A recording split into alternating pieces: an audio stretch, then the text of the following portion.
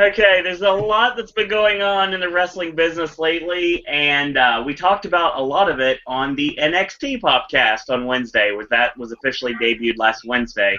This week, hopefully, we'll talk a little bit more about actual NXT and not just save it for the very end. But tonight, we're going to talk about Raw. Raw, of course, just finished from the Smoothie King Center in New Orleans, Louisiana. Yeah, I know, Smoothie King Center. I get it. Ashley, what language are we in tonight? English! We're in English, nice. Just like we would be going to Mangoes! That being said, welcome everyone to the WWE Raw Popcast. It's 11:30 p.m. here on the East Coast. I am Sir Owen Disney, and joining me, as always, is my Popcaster panel. First off, Travis Coaster. Oh, wow, I get to go first? Aw, I feel loved. Fuck you! Next guest. Then put yourself over then, you dummy. Thank you, Owen, for inviting me on another Raw Popcast. I will not miss a Popcast ever. I believe that to Coming be from true. the guy that was trying to do a show the same night as NXT on April 1st. Okay, I didn't know that, so... Who's the fucking Get off. heel now? I'm on fire tonight. I told you, I turned face last week. Pretty much. Yeah, but you're like the fucking Big Show. You turn heel and face every fucking week. Exactly. Oh, God. You're not desecrating him like that. Wait. I need another intro after we're done with all this. I have new intro music. Oh, dear You're God. not being intro twice? Yeah, for And- one face and one heel. No. You're not Evil Doink. That's not Here we go. the way it fucking works, son. Oh, God. Big fat shoulder eye. Oh, my God. And we're starting off like this, aren't we? Welcome to the Popcaster panel, Ashley. Oh, God damn it. Oh my What a God. shit fucking day. I thought he was going to go for a New Day intro. No. Oh, YouTube! Don't you dare! On a day, if you want to know how I feel, watch my Gaming with Ash video that's got nothing to do with gaming. Right. Yeah. Will do. And we actually did a versus that coincidentally went up on Sunday. You fucking caused it. You fucking caused it. No, we did not. You will not put that hex on me, Ricky Bobby. The thing is, You won't put that X on me, Ricky Bobby. we did a versus on Sunday, and we did Starman against the Man Who Fell to Earth, and unfortunately, we found out about the tragic passing of David Bowie.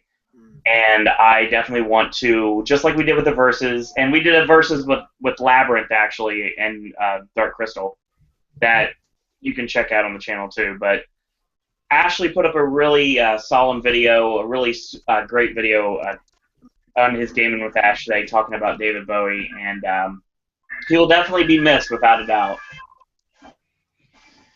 And fuck the WWE. And I'll get to that in a minute. Yeah, we'll talk about that in a bit. Yes. Yes. So real quick, I also want to introduce, he is the most controversial man on the podcast. Welcome, Controversial Cleveland. Hey, motherfuckers. Oh, Oh! Hold on. No. Hold on. I'm gonna let you finish, No, I don't want to be interrupted. Reintroduce me. God. New heel. Welcome, the most controversial man on the podcast, Cleveland. Hello, motherfuckers. How y'all doing this wonderful fucking evening? I'm doing fucking great. And I would like to let everybody know, because for some reason people are still calling me this, I am not associated with the Black Arrow. Oh my God. Don't call me the Black Arrow. Me and Black Arrow are two different people. Black Arrow has commandeered his Twitter, but you can get a hold of him on Instagram because that is Cleveland. Snapchat. On Snapchat, yes. Snapchat, but for Grindr. some reason you assholes don't want to hear that. Oh my! Oh, it's gonna be one of those nights. Also, Yeah. welcome, Mr. Entertainment. Thank you. It's always a pleasure to be on here every week, and I'm ready to talk about Monday Night Raw, 23rd birthday of Raw, same age as me, so it makes me feel not too old. The fuck? January 11th, 1993, the Manhattan Center in New York City. The first ever WWF Monday Night Raw. No. I'm not going crazy for that. Aaron's what? Aaron's an old fat. You know, how about you and Kevin Owens just came? Oh dang. But That's a coaster of a different kind. they should. I feel like they should have made this like a special Raw, because like out of nowhere, I didn't know All it the was people 23rd on it were birthday. special. No, because like out of nowhere they say, "Oh, happy birthday, Raw." I'm like, I didn't know it was today. You know, let's be honest. The Raw 23 years ago today was fucking better than tonight. Oh, That I is true. completely agree with that, 110%. The Undertaker Even against Damien Damien Demento. versus the bloody Undertaker in a squash match. Yes. And I believe Rob Bartlett said a line when Yokozuna was facing Coco Beware or something like he's got an ass like a side of a Greyhound bus. Yep. WPLJ radio anchor Rob Bartlett joined Vince McMahon and the late Macho Man Randy Savage for the first ever commentary team for Raw. Yes, Travis, Vince was a commentator once upon a time ago. Happy New Year. No wonder they didn't allow fucking Bobby Heenan in the building. Secretly didn't want to be in there in the first place. Well, that was great when Heenan kept trying to get in the building any way possible, and at the last minute they pretty much just kicked him out onto the streets of New York. Classic Bobby Heenan right there, sir. That was a classic segment. God, yes. Raw's been a big deal, and now it's this. Now it's That reaction. shit. Now we're in New Orleans, Louisiana, and at least a third of the roster is out on the DL right now. Basically. Oh, and it wasn't at the. So you're It telling wasn't me at, they're gay? Not down low, disabled list.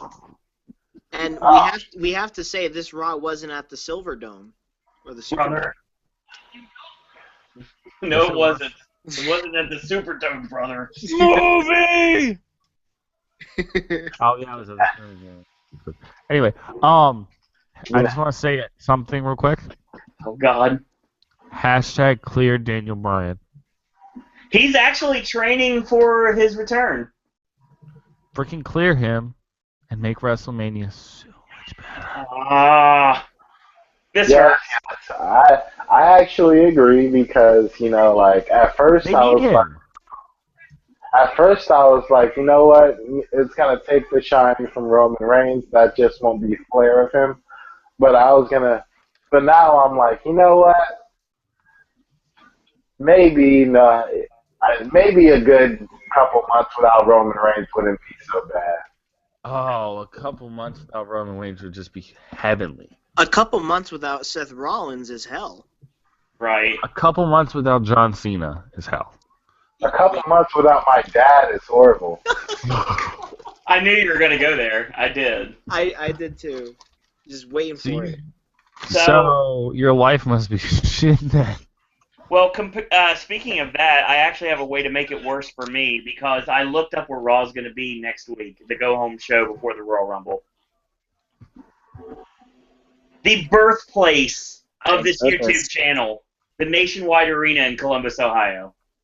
I noticed that. I was like, oh, Owen's going to say something about that.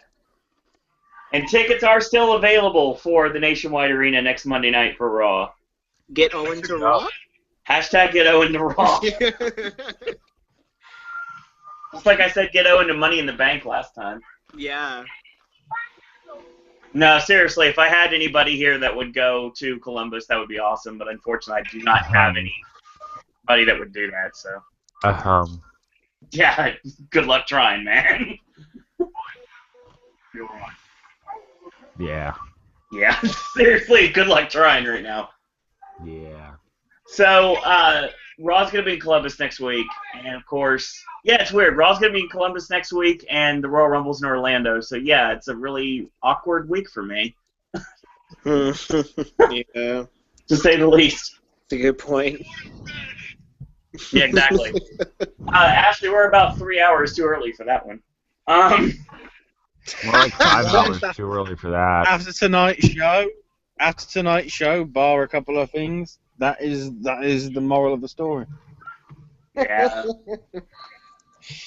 So, we're basically show start. Ashley, did you get to cover any of the show tonight? I know you're having some issues with being able to watch.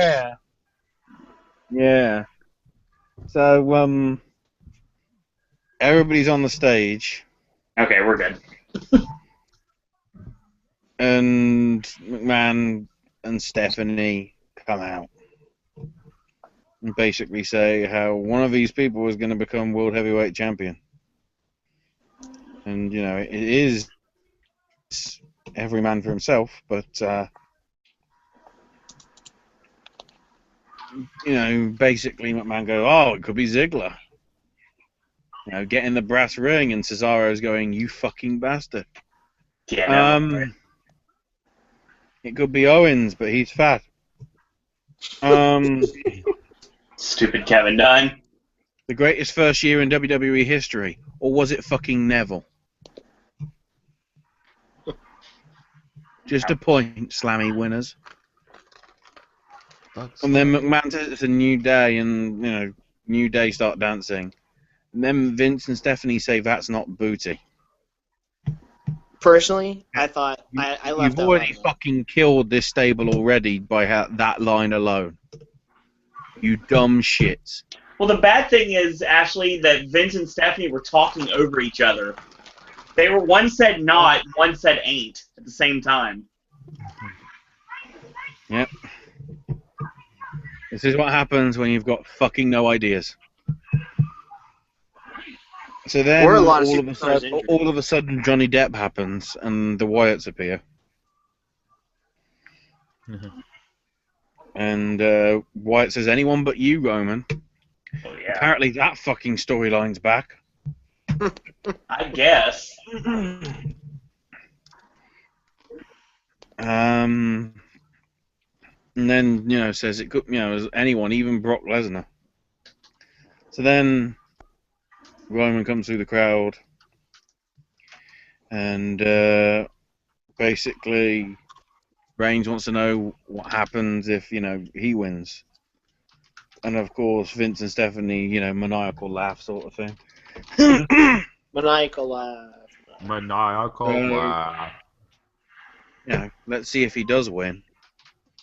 Because tonight he's going to be in a McMahon 1 versus all match. And it will be Reigns taking on about 2/3 of everyone on stage. Basically, that already tells you 2/3 of that bloody, 2/3 of that state, 2/3 of that company are heels. Brilliant fucking idea. Yeah, get another third of your company. So, you know, it could be against anyone, like Dean Ambrose. Then all of a sudden, just like behind the thing, you just see like Sheamus sort of dashing and then dashing back. It's like, okay, somebody fucking missed their spot. And then Vince says, nah, Dean, you're in the first match. So he starts coming down the ramp. Then Sheamus actually realized, oh fuck, I went too early. Attacks Dean, and oh yeah, well, that's the match. I knew something. Like, I knew something was up with that because it looked random, awkward. Yeah, that's what happens with live television. If people miss a cue, then you have to improvise. I saw a trailer for Gem and the Holograms today. I'm sorry. That looks fucking better than this opening of Raw. I wouldn't go that far. We had a random Fandango sighting on top of the ramp right next to Owens. Yeah. How appropriate. Yeah, somebody from NXT that's talented and somebody from NXT that's fucking shit.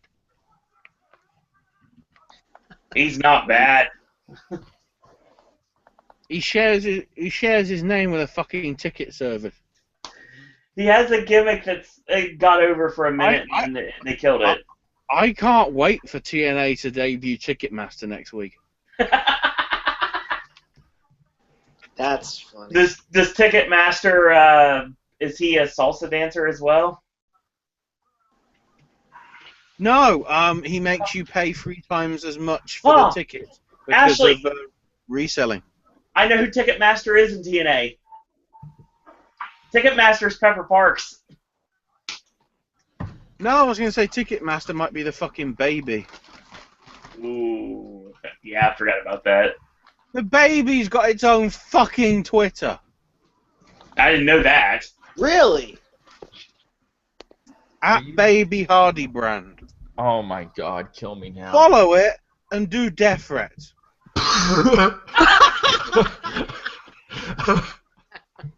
Because, you know, 6 month, sorry, it's not even 6 months a year, 6-month-old kid should really be on social media with all the fucking vile that's on there already.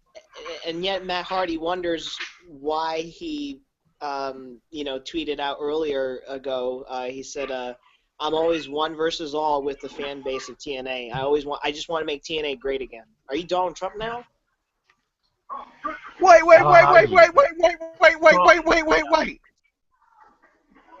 So on Twitter, he's being fucking heel 3 weeks before it happens on TV.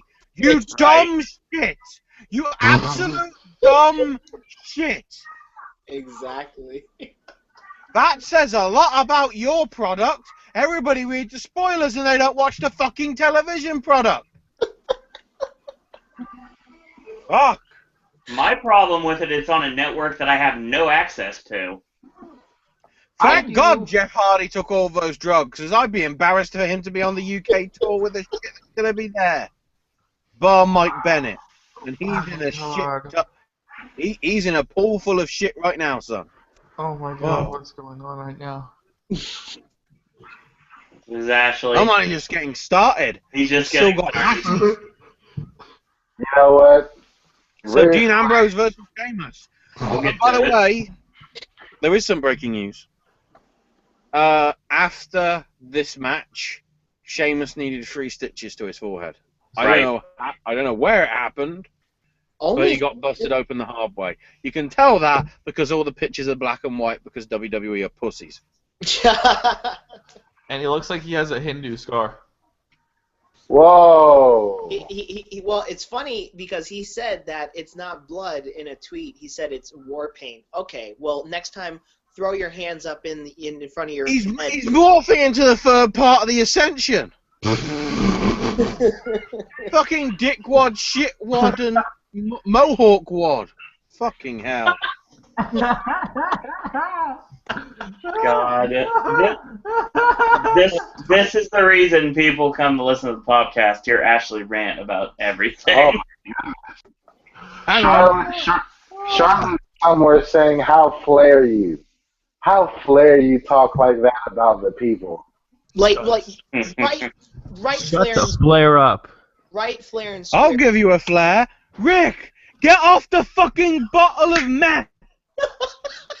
Sorry, no, turpentine. That's it. He's drinking fucking turpentine. You didn't like his We'll dance? get to that. He was dancing on the ramp, though.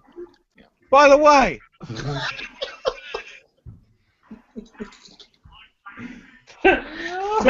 So we roll in. When we come back from commercial break, we have our first match of the evening: Dean Ambrose against Sheamus. Obviously non-title. Yeah, this match was really good as well. A lot of really good, believable false finishes in the match. There were 3, count them, 3 chin locks in this match.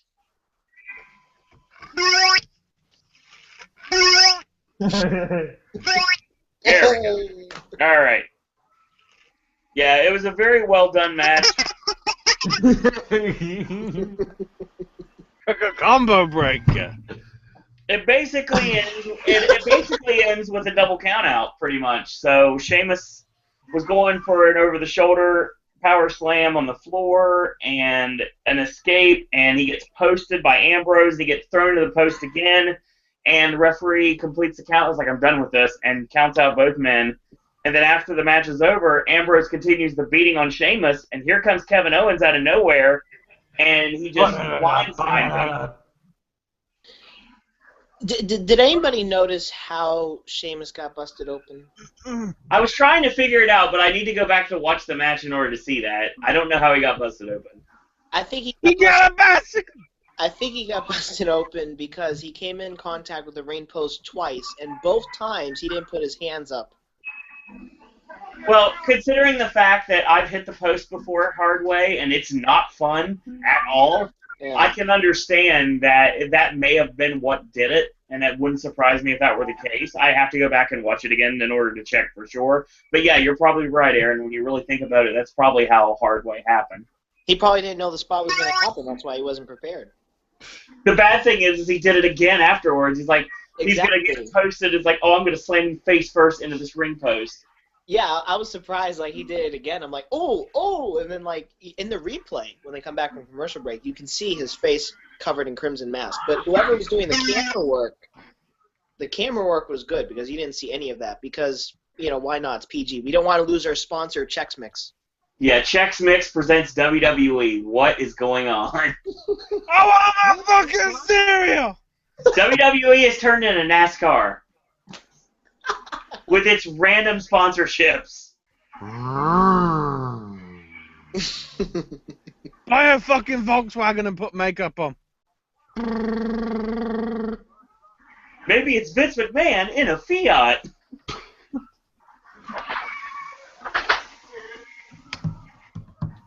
So, real quick, the match was done really well. I actually like I like these two working against each other, honestly. They set it up really well. They made Ambrose he was a believable, took a believable babyface beating. I like that. And Sheamus continued some dominance, which he's kind of needed lately because a lot of people kind of forget about Sheamus, honestly. And no Rusev tonight on Raw.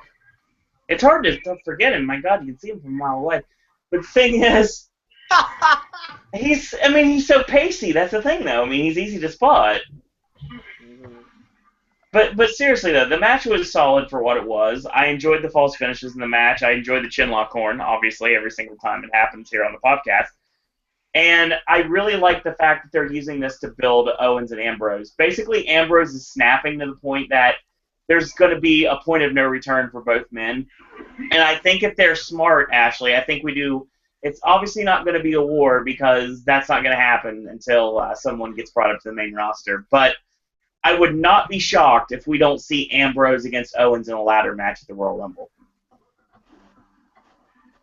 Ladder match. Considering Owens and Ambrose are going to be in the Rumble, no. That doesn't mean anything. They've done that many Royal Rumbles in the past to make people compete and then be in the Rumble later on in the night. Not in a ladder match. Well, Owen has a point. They have, but and way back when they used to have those stipulation matches, but with so many people injured, I think that'd be a risk taking. There's got to be something in this. There can't be just a flat-out singles match between these two at the Rumble. It's got to have a stipulation. I agree. I really enjoyed their SmackDown match, and I rarely ever enjoy SmackDown. The debut was really enjoyable. What the shit were you watching, son? Total Divas exclusively on the E Network until it's brought to the WWE Network in a couple months. Starts on February 19th at 8 o'clock. Says the worldwide president of the Total Divas fan club, Travis Coaster. Motherfucker. The only reason SmackDown was any good was Maura Ranella. Right. Well, the fact that you had throwaway matches on SmackDown, for it debuting on what they describe as the #1 network they could ever be on. They might as well have just gone back to Sci-Fi. Because when it went to USA, I was expecting a step up in quality.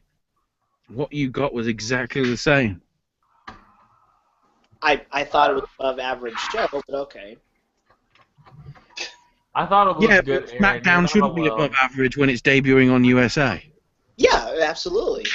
With all the promotion that Yeah. they do, yeah. The only thing I thought it was good, that Aaron. made that show average was more Ranello.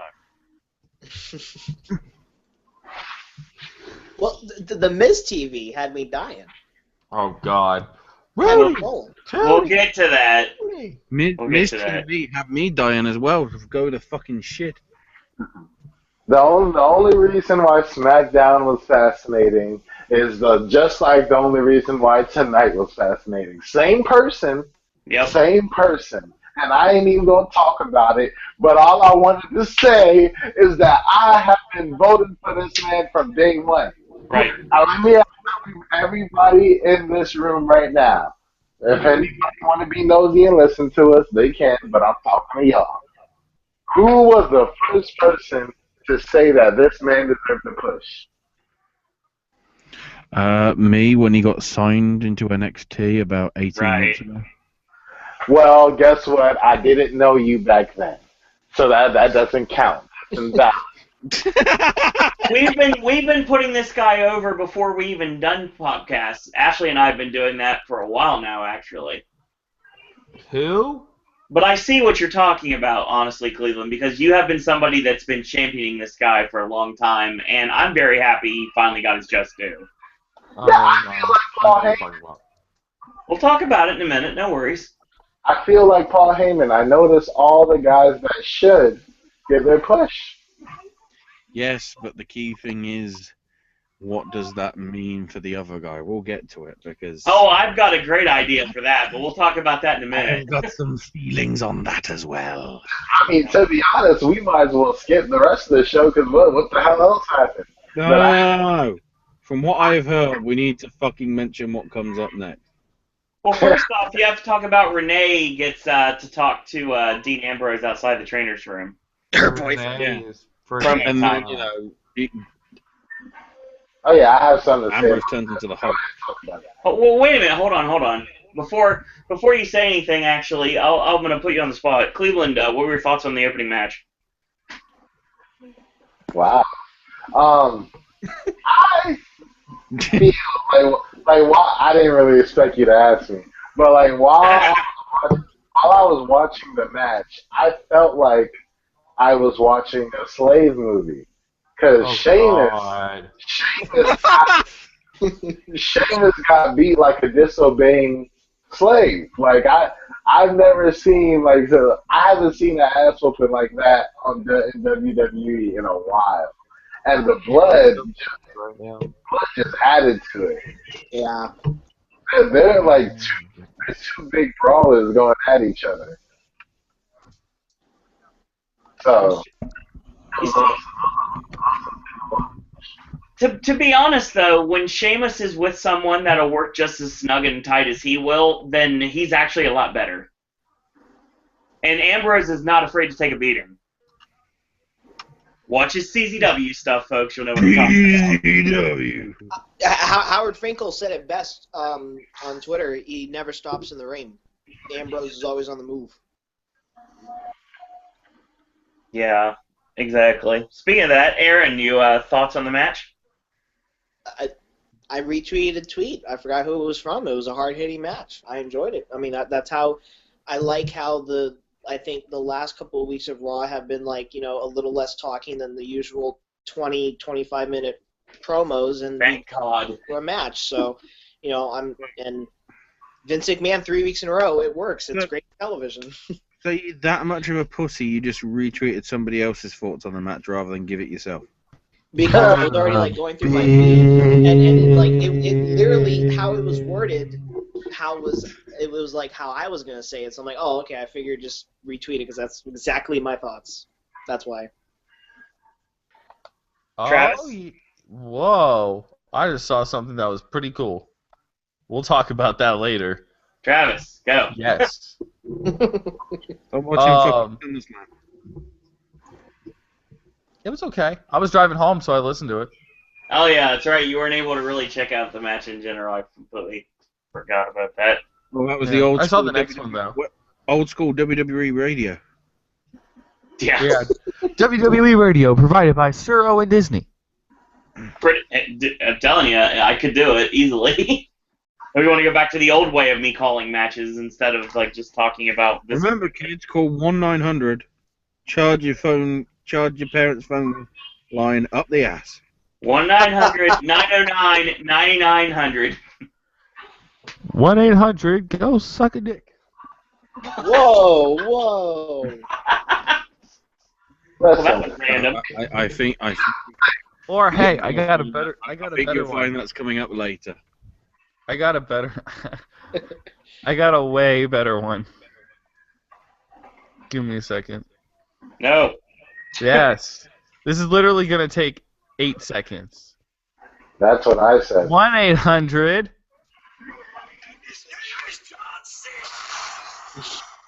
Jeez. No. No. No. I don't understand. Like, To quote Steve Carell from The Big Short, you're wrong. You're wrong. Ashley, your thoughts on the match before we move on to the promo? My rating out of 10 is mangoes. No. So It was 10 then. It was actually no. Because mangoes what is that 10? What's mangoes got to do with 10? It's nothing. Fuck off. It was a solid match. It was a decent match. You know, nothing special. No. The fact that it's a double count out, it's like, when we ever have a fucking match that doesn't end in double, I wouldn't object to a single count out like we got with Big Show and Ryback a few weeks back. All right. It's always double count out now. It's like, why don't you just do it triple count out? And the referee's like, I don't want to be in the fucking ring either.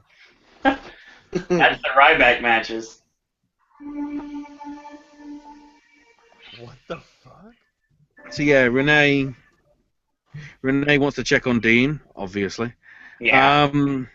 Wow. And Dean says he's baying for blood and just wants Owens.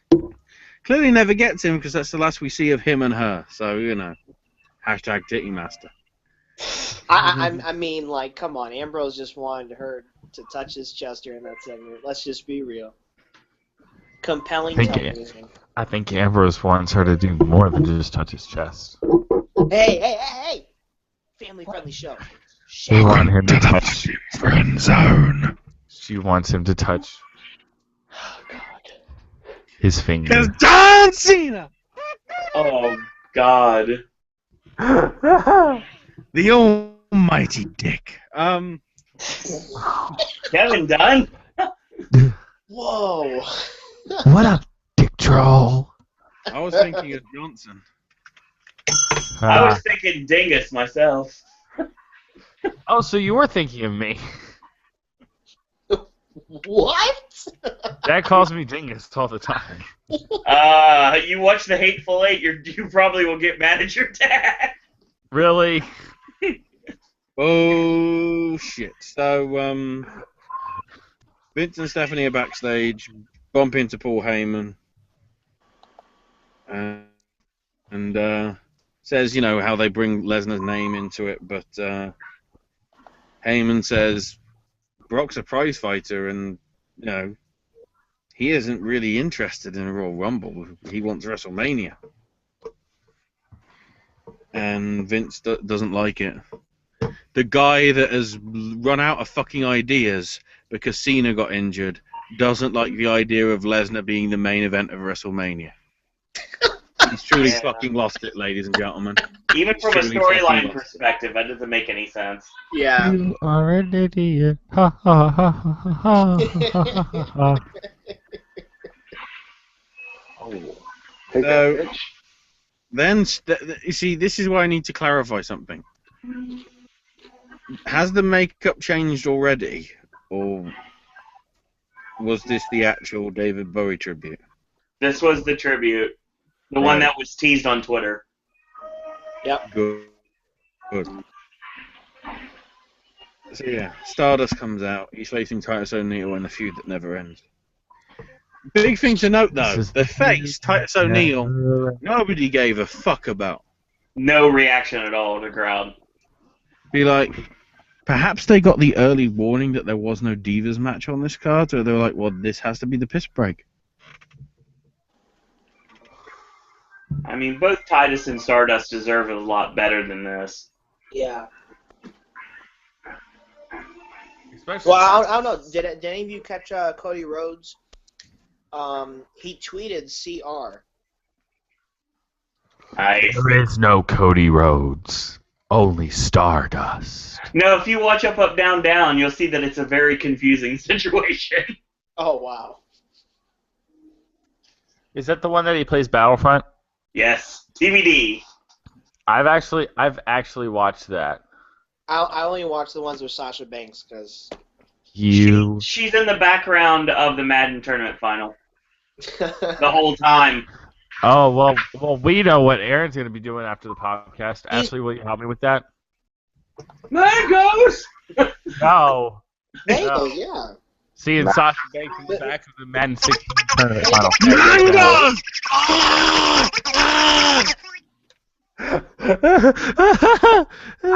It's so wrong. Thank you every time. I think you'll find that it's banned in all 74 states of America. What? I just read what Cleveland put in chat.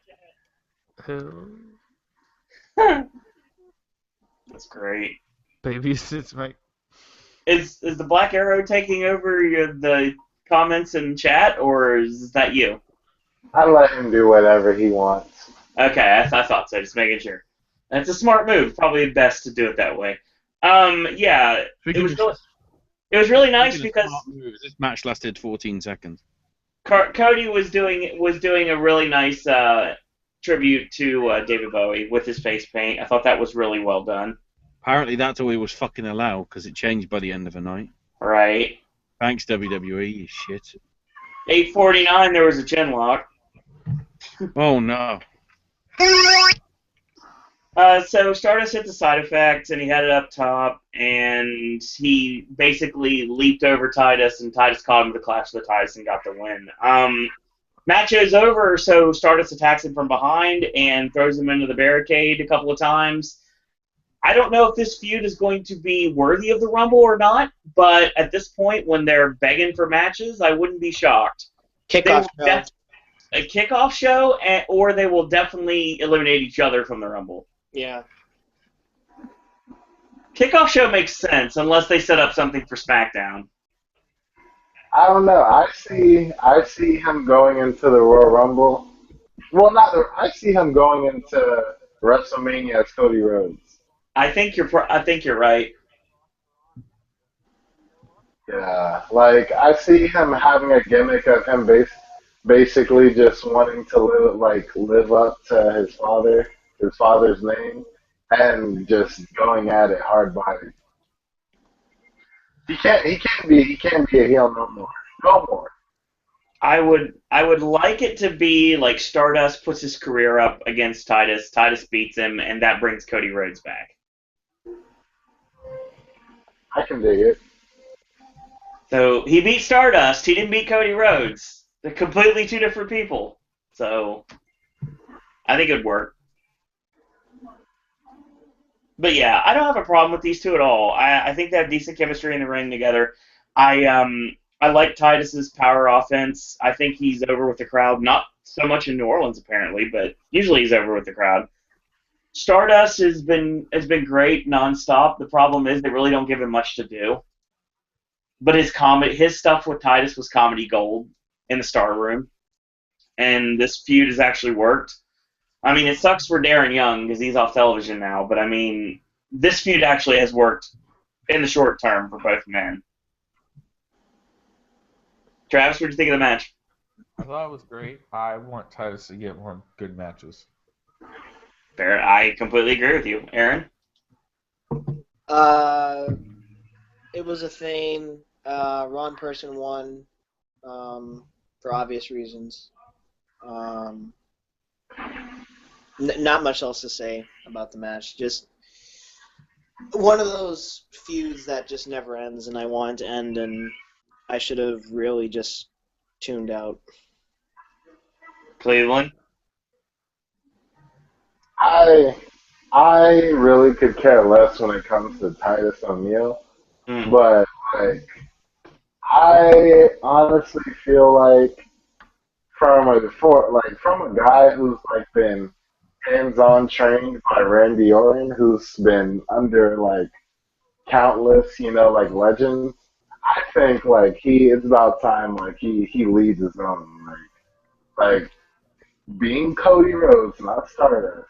I think it's about time like he shows like the freaking WWE universe like that he could definitely hold his own in that match. Yeah, I would like to see Cody return. I think we're going to, but I think Cody said it best when he basically was asked numerous times by people on Twitter, why are you still doing Stardust? Why didn't you just drop the gimmick? And basically it's like the show must go on. Seriously, don't get rid of something that you're working really hard to try to get over? And he's worked really hard to try to get Stardust over. He's committed to making it work regardless what it takes. And I'll commend him for that, to be honest. Ashley? So, we then go into the return of the highlight wheel with Chris Jericho. There we go. And, it says everybody's been talking about his return and shows a load of Twitter responses that I don't really give a shit about. And Blue7057 or whatever, who instantly gained about 2,000 followers thanks to freaking Chris Jericho.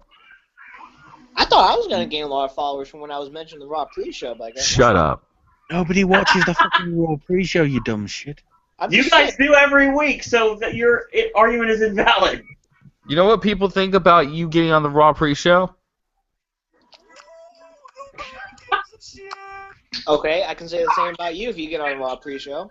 I'm just joking, Aaron. I've been coming down hard on Aaron I'm going today. heel. I'm going heel. I'm not trying to go on the Raw fucking pre-show. I'm just ripping the shit out of everything. No. Ashley is an equal opportunity heat stirrer. He's an equal opportunity heel. He'll beat the crap out of anybody. He's still trying to save the WWE. What, Ashley? What's the deal with Jericho? Nobody knows what the fuck's happening. He brought up Tinder. Why are they bringing up Tinder again? Because clearly they're desperate for people wanking off. Tindering is a thing, and also Twittering is a thing. So is Twitter. No, but they just want people wanking off to watch Raw. See whether they can last 3 hours. Oh God, you're a Cleveland side. if Paige is on, there's nothing wrong with that. If Sasha's on there, but she's injured reportedly. There's no chance of that because they're all busy filming Total Divas and Is she really gonna be on that? Divas? Sasha's never Probably. on Total Divas. They wanted her on the show, and as far as I know, she's not going to be on. Yeah, probably because of husband being the seamstress. I'd be surprised if it was kind of something that they had to force her to do. You can't say no in WWE. But It's Total Divas. Of course they're gonna fucking force her in. I've already told you it's basically a slave company. Someone say slave. Oh no. Hey, Django. The D is silent, motherfucker. Yes. Sheamus knows a lot about that tonight. So New Day, you show up and Wait, let me do it. Oh, Louisiana! No, it was almost like, New Orleans. Don't you dare be sour! He didn't say Listen. New Orleans. He said New Orleans. The Nolans. No! Listen, Travis.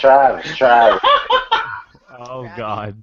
Listen, you gotta have soul when you say it, okay? It's gotta come from the core. Then why does it count to say it? hang on, I'll do it with soul. We're the New Day. We're coming out. We've been 2-time tag champs. Fuck off. It's a New Day. Yes, it is. No, that's not fair. That's funny. So, since Wait, Jericho are we wasn't gonna introduced, we need to get our New Day promo thing going. Cleveland, go. You need to do it with Soul. Hold on. I can imagine that, having sex with Ashley is like the most degrading thing ever.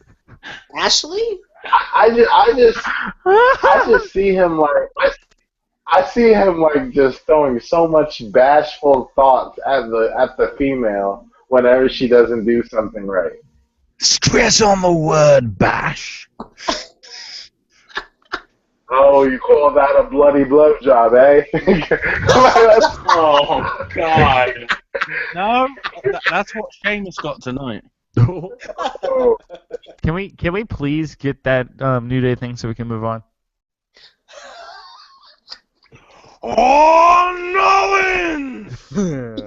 Don't you dare be sour! Clap! Clap! Time. Oh God! You gotta feel the soul. For your 2-time champs. And feel the power! It's a new day. Yes, it is. Oh wow! Well, they've already been fucking murdered because of Vince McMahon and Stephanie doing their weird shit earlier, so they're already fucked. They come out and say, well, considering Jericho wasn't going to introduce them, they decided to, say, and they've had enough about hot garbage and booty chatter, and then apparently, Honky Tonk Man is back, and his name is Rooty Tooty Booty. Rooty Tooty Booty. And halfway through, the crowd are going, "This is still a fucking thing." Shit.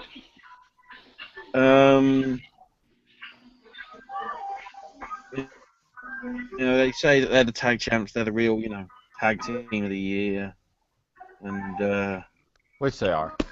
they've had. Big E says he's had enough of shameful shame because a reference from Game of Thrones from 18 months ago is fucking topical.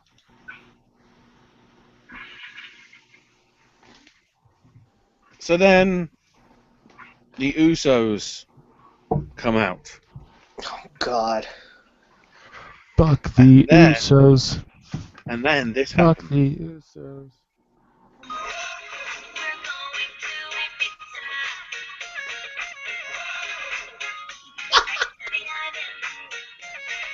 Whoa! Well, no, because what was up with that? I thought they were trying to be like Crime Time, and the fucking audience was dumb enough to be going along with it.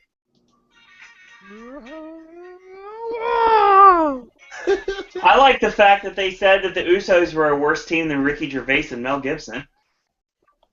Well, because they had a point. Well, yeah, but probably went over. Why did you call us sugar tits? He called Xavier Woods a dumbass. Dumbass. Yeah. Because I'm the only one that gets uncensored feed. Applause, please! Applause! Fucking applause! You fucking famous actors! You know how to fucking clap! I can vouch for this to be true.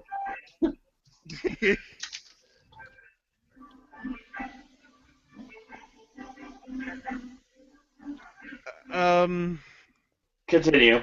So, once again, they're still bringing up these fucking slammies. Jesus. I can't wait for Meltzer's Observer newsletter awards at the end of the month, because then we've got something that actually fucking means something. The Gooker Awards are going to be a nightmare this year.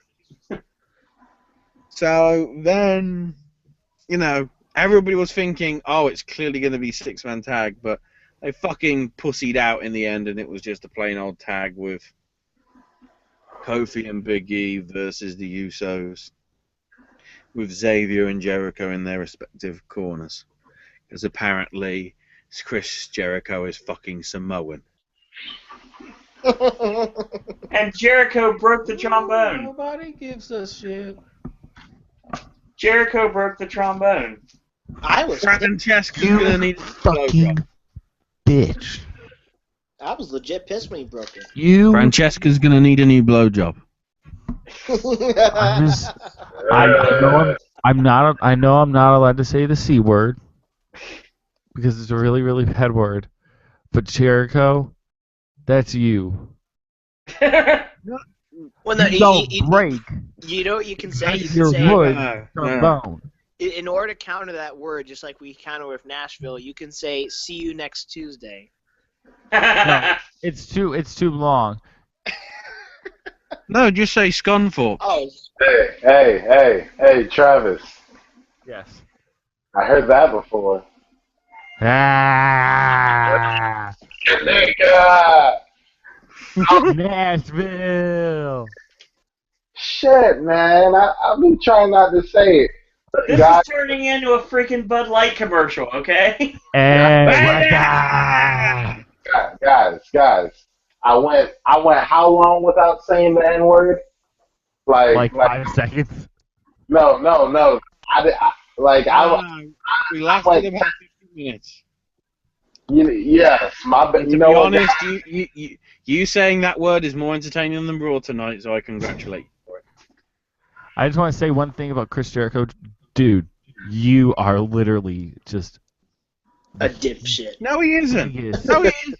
This is once again asshole in the the butt WWE. fucks of WWE creative going, New Day are heels. Despite what the crowd are doing, they have to be heels because everybody loves the fucking Usos. Yeah, they haven't been over in Nobody a likes long the time. Usos. Nobody. Tainted Nobody. by the blood of Dwayne. Well, oh, that's it. One of the Usos is going to win the Royal Rumble match, and then you're going to have Rock come out and then try to... God. I will give credit to Kofi for busting out the boom drop in this match. Haven't seen that in a while. Nobody remembers what that move is. I know. So, basically, while Xavier was getting his trombone shattered... That's what she said. Yeah. Shit. There was a roll-up for the 3 count, and basically the Usos win. So, another non-title match victory. Man, he's going to need reconstructive surgery on his trombone. So I No, was not if you blocked. saw .com, they actually were Xavier was taking the trombone to like WWE medical staff. It's hilarious. Oh, yeah, I saw that. Yeah, his reaction was hilarious. And, you know, the photo that you had just mentioned, Owen, was also in black and white, which was even more fun. Austin Creed's the man, seriously. Yeah. I mean, Breaking news.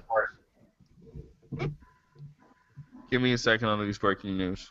Breaking news does not work if it's not ready. Well, it wasn't ready. It wasn't ready. We have a winner. We have a winner of the college football national championship, and it is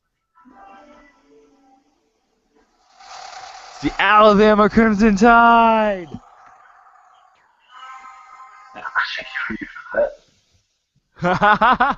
And sports. I should go on top of the bell tower with a hidden blade and jump 3 stories down just so I can assassinate you. The depressing thing that even though I've only just heard the result, already sounds more fucking interesting than what we saw tonight. It was way more interesting. I didn't No, even watch it, and I know it was. We got some really weird things to talk about here, actually. Right? That's what I prefer to watch sensible.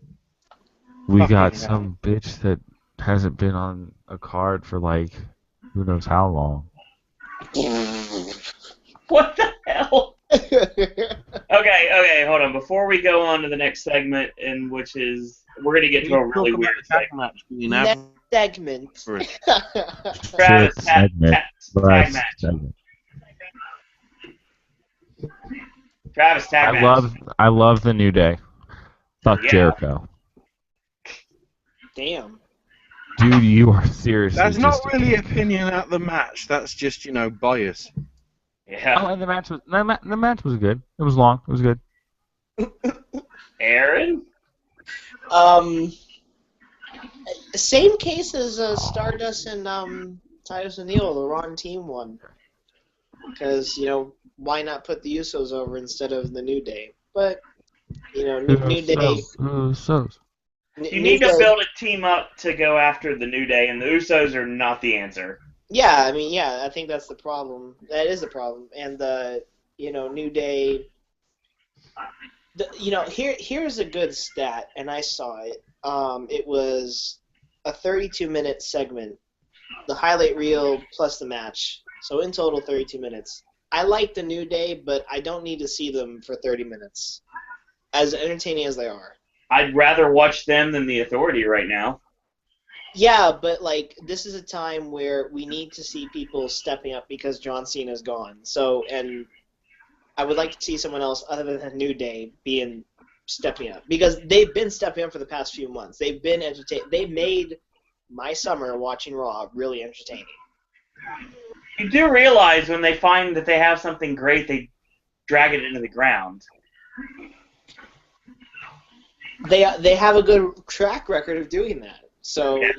I guess it's whatever the fans want. WWE's going to give it to them eventually. And then, like you said, they just drive it into the ground. While TNA just, has WWE syndrome where they just bring up fucking old storylines like Matt versus Jeff. Oh, it goes deeper than that, sir. That came from the spoilers. I don't look at spoilers anymore because I'm trying to watch TNA without spoilers, but I think I need to read the spoilers for wasting my time watching TNA. We do want to thank everyone that joined us for the Raw Popcast. Yeah, what is wrong with you people? This is like Slam You Award. Whoa. Do not go after our clientele. We have more views on Impact than Raw. Whoa. What is wrong with you people? You fucking said you people. Now, when you say you people, do you mean... Here we go. I don't mean that. I don't mean that. He means mangoes. Well, yes. It's quite surprising. It's quite surprising that we have more views on Impact than Raw. That's all I'm saying. I think people wanted to see what we would say about it, honestly. So do we continue or not? If the channel existed and for me to be able to watch it, certainly, but it doesn't exist. Yeah, Hop went poof on Owen's TV. Yeah, I don't have the channel, and I'm not ever getting the channel until... Well, I don't think it's not available on DirecTV, so, the best thing is some people are watching it, and because it's on the TV Guide network, they're getting it on a screen about the size of your mobile phone, on a 50-inch television. Just remember what Matt Hardy says on Twitter. It's weekly, compelling, must-see television, and you need to watch it, and... He's going to make TNA great again. The only reason I'm going to watch it next week is because I want to know which unlucky fucktard is going to be on the UK tour and nobody give a shit about. I heard the Drew McIntyre Kurt Angle match was pretty good, so that intrigues me a little. Well, no. This week, but they've announced that on the UK feed they're going to announce a UK star to be included exclusively on the TNA stuff. Because British Boot Camp they can't afford to fucking do, so this is their equivalent. British Boot Camp 3 is, we'll randomly pick a name, and they win. Oh, wow. It does sound like TNA there, though. Yeah, and there's Feast or Fired briefcases that are going to be going out very soon, too. Oh, Jesus. Yeah, one of which was claimed by a bloke who doesn't even work for the bloody company. Feast and Fire just comes out of nowhere now. It's just like there's no. Yeah, but it's James Storm, Eli Drake, Grado, and Drew McIntyre. Drake is gonna be there? Eli Drake. I don't know what my problem is with. We're not gonna get into TNA, but I don't know what my problem is with Grado. I just can't stand the guy. Grado is great, and he's hilarious, and he'd be a really marketable talent. Reno is great, yo. I don't. The thing about Grado though, His gimmick is ruined by no music. He's got a briefcase. Right. He doesn't even work for the company. Didn't that happen with Chavo once upon a time? He got a briefcase, and it basically was like his legit fire ring. Yeah, but he was actually in the company. Right. Grado isn't. No. Well, why don't we just have Hernandez come in and, win a briefcase, and then, have MVP win a briefcase, and he can use the N-word again. Yeah, I gotta say that was one of the most fascinating episodes I ever saw. It was ballsy. It was ballsy when I first saw it. I was like, whoa! He said Nashville. I'll tell you this, I bet they got some hell views. Oh, sure, of course. Of course, that did actually mean that is the reason why, Desolation America cancelled them. No, I think they canceled them because they wanted to do tour. They are called Destination America, honest, and all they wanted to do is tour the UK. For a network that's got Schitt's Creek on it, they might as well bring MVP back. Well, I didn't look into this report, but MVP could be heading to Lucha Underground. I don't get that. I could see it, but I don't get it. Oh, why? Because he's black? No! Yes. How can you turn... Well, yes. How can you turn a black guy into a Mexican promotion? Like, the type of gimmick I'm talking about. Not the person. He'd be a good top heel for the Boss. Okay, I can see it then. Because they did it with Ezekiel Jackson and Big Rick, so. No, I think you'll find he's Nick Fury. Nick Fury, yeah. No, yeah. Oh, yeah. Cute. Shall I give my opinions on the tag match? Please do, so we can move on. It was as bad as I feared it'd be. It may have been a good match, but the problem is, this is the same match I've seen about 5 times in the past 2 months. Right. If you've got nobody else on the roster, get rid of the tag division. Just say, Adam Sandler's bloody American Indians took it hostage because, Adam Sandler's a dick and he likes WWE. Oh, that's one of the greatest tweets I've seen in a long time. EC3 just tweeted to Xavier Woods that I'm sorry about your loss. No. That's great. He tweeted who? EC3? EC3 tweeted Xavier Woods that I'm sorry about your loss. Oh, yeah, that's hilarious. I love it when I love when cross brands talk to each other. Oh, it's fun. It's like when segregation ended. So then they remind us, John Cena's injured because by law they have to. Travis needs a constant reminder. Saying that he'll be back in 2 to 4 hours. Maybe the truth. And then they say that Kalisto gets his title shot against Del Rio on later tonight. Let's talk about it. Well, not yet. Yeah, we got a couple segments. We'll get to it. We talk about the other stuff first. We talk about JBL getting into the ring and introducing the first inductee of the 2016 WWE Hall of Fame. No, we don't. JBL. No, we don't. Don't even say JBL. No, we don't.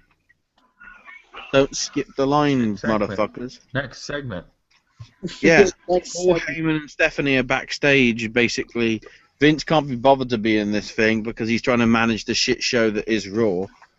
And basically, Heyman is standing firm that he isn't interested in the Rumble. He wants WrestleMania. And Stephanie says, well, you know, Vince owns his contract, so basically, you know, he's going to have to compete in the Royal Rumble. Was that Black Arrow? Oh my god. Otherwise, everybody will watch the fucking NFC Championship game. Did we just get hijacked by the Green Arrow, the Black Arrow? Green Arrow. Whoa, he doesn't like the Green Arrow. He likes the Red Arrow. He likes the Neville man. Continue, Ashley. So then we get JBL in the ring announcing this surprise reveal, which was announced 12 hours before by bloody WWE's own website. That Sting is going in the Hall of Fame and they have a video package, and Great video through package. various means we've found out that he is apparently going to be inducted in by the last person that was beaten by Sting. Yep. In a WWE canonical ring. And that, of course, is go back to 2001. And that's Ric Flair. Which makes perfect sense. Woo! The only real options other than Flair, unfortunately, are unable to. One ended up passing away, which is very sad, and they couldn't do it before then. And one is in such bad shape health-wise, there's no way he could do it. And one's a racist. Yeah, that's another one, too. Well, I was thinking, like, Ric Flair or Triple H. No, it does not need to be anything involving WWE. It needs to be a WCW guy or an NWA guy inducting him.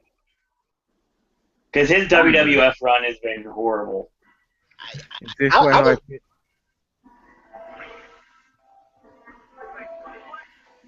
Give Scott Steiner a live microphone and put him in front of the Hall of Fame.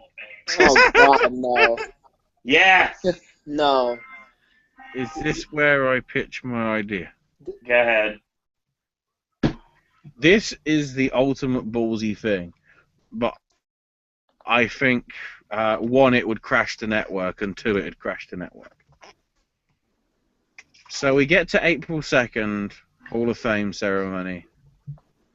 Sting has finished his speech, the confetti comes down, and then the lights go out,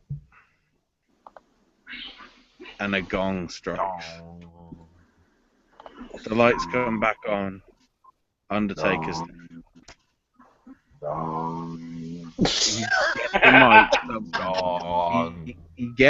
he gets a mic somehow.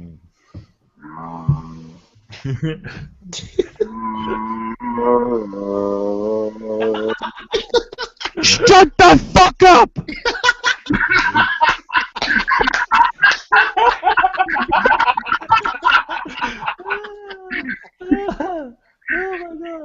That was great. Continue, Ashley. Fucking heard it, Travis. Doesn't What? mean that this isn't a great idea. I think it's an amazing idea. Turn into fucking Stone Cold now, you dumb shit. I don't understand. Don't you know that we were helping you?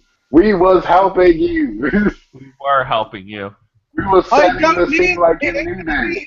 music playing. You just need a dong, and then a dong, and then the lights come on because, you know, we're not in the Superdome, and then they know how to put the power back on. You just need a dong and another dong. Undertaker just grabs a mic somehow. I guess he comes out with one. Just looks at Sting and says, "Tomorrow." And that is all the build-up you need for Undertaker versus Sting. That is really, really, really ballsy, honestly. Yeah, no. The reason why I think that's really ballsy is because one night to build it up. That's it. Wouldn't even be a night. That's all you'd need. Yeah, I think that was, A retirement match for both of them. No, I understand that, but okay, if they were to go that route, would WrestleMania then sell out? Because sure as hell ain't selling out now.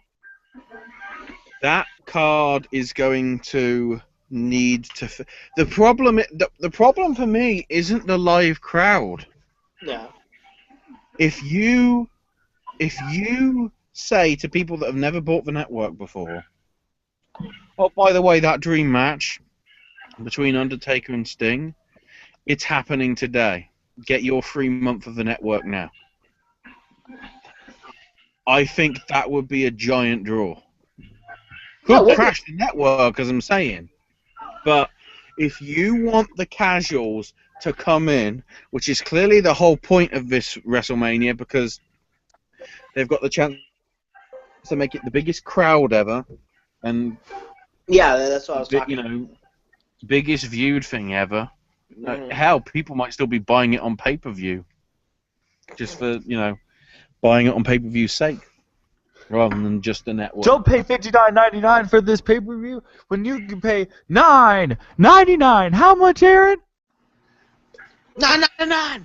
Thank you, JBL. Or, you could pay $9.99, or you could be like me and pay nothing. Or you could be like me, which is a nigga, and find one of your good friends that love you enough or that owe you a debt. So they just let you use theirs for free. That's what I'm doing, Cleveland. That is exactly what I'm doing. Oh my God. For the past 3 months, and I got a All you people don't want to support wrestling. No. I pay $9.99 a month. No. Oh! Oh God, here we go. I get it for I'm turning heel. I get it for free through my friend, and I got a 3-month gift card I've yet to use. So, Owen, we just gonna let that go.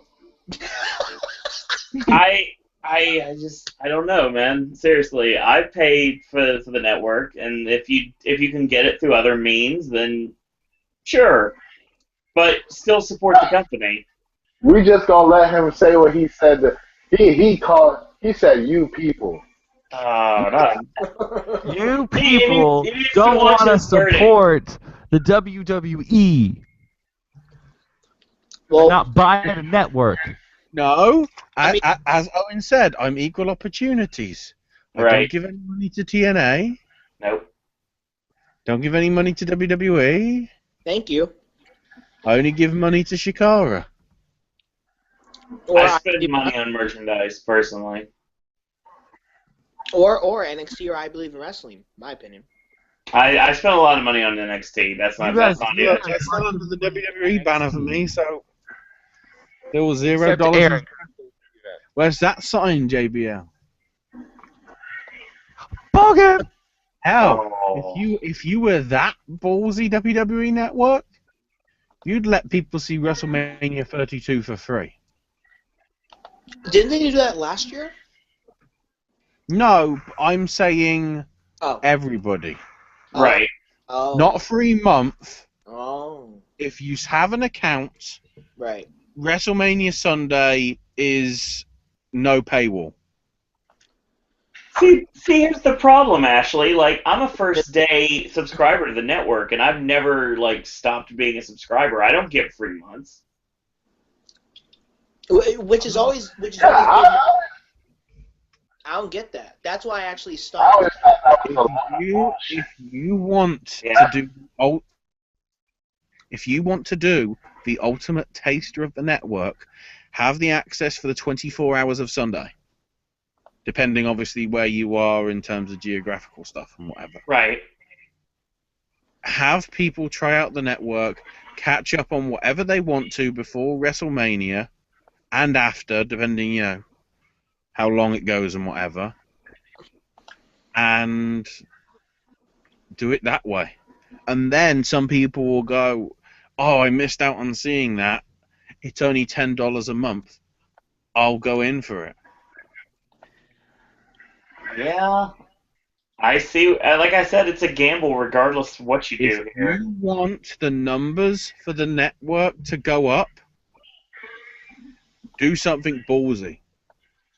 You're clearly not making as much money on WrestleMania anyway, because, you're basically encouraging people to sign up for free a month if they're a new subscriber. So what most people will probably be doing... what most people will probably be doing is waiting until mid-March and then signing up to the network so they get the network for free and watch WrestleMania for free and then cancel. If they really wanted to do that so they didn't have to worry about people doing that and then just canceling, they wouldn't offer a free month for WrestleMania. See, what I would do is, if I was, like trying to get new people, whatever, I would say your second month is free.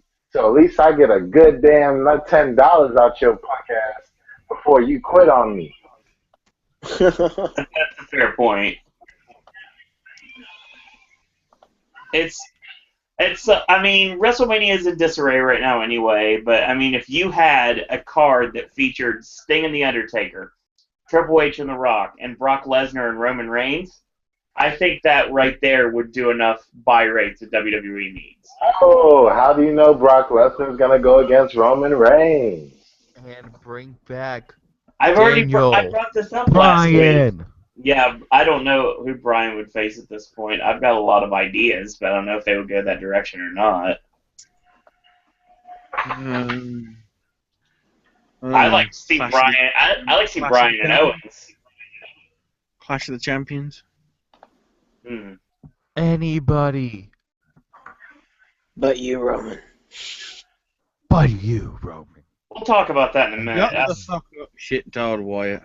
Well, once again, Kevin Hart is in the Sting video package, and it completely came up. I didn't get the chance to see exactly what was said, but I saw him there. I was like, "What's going on?" Oh yeah, he's a man with white face paint. Ow! No, Whoa, was that your imitation of Kevin Hart? It was funny because he was annoying son of a bitch. Whoa! No wonder Ice Cube beats the shit out of him. Hold on. Oh, I'm gonna have to defend my nigga.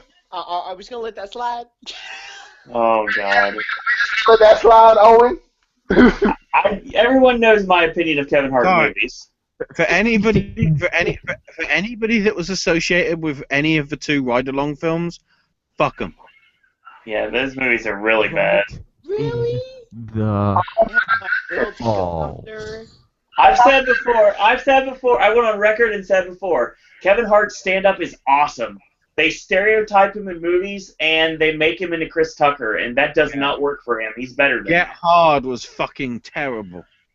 Yeah, Get Hard was horrible. Oh, you're black, so you'll be the stereotypical teacher white man, what it's like in prison. Listen. I love to get hard. Okay? I love to get hard I love to watch Get Hard all the time. Okay? You get hard when you watch Get Hard? Look, stop talking about your porno movie collection on your computer.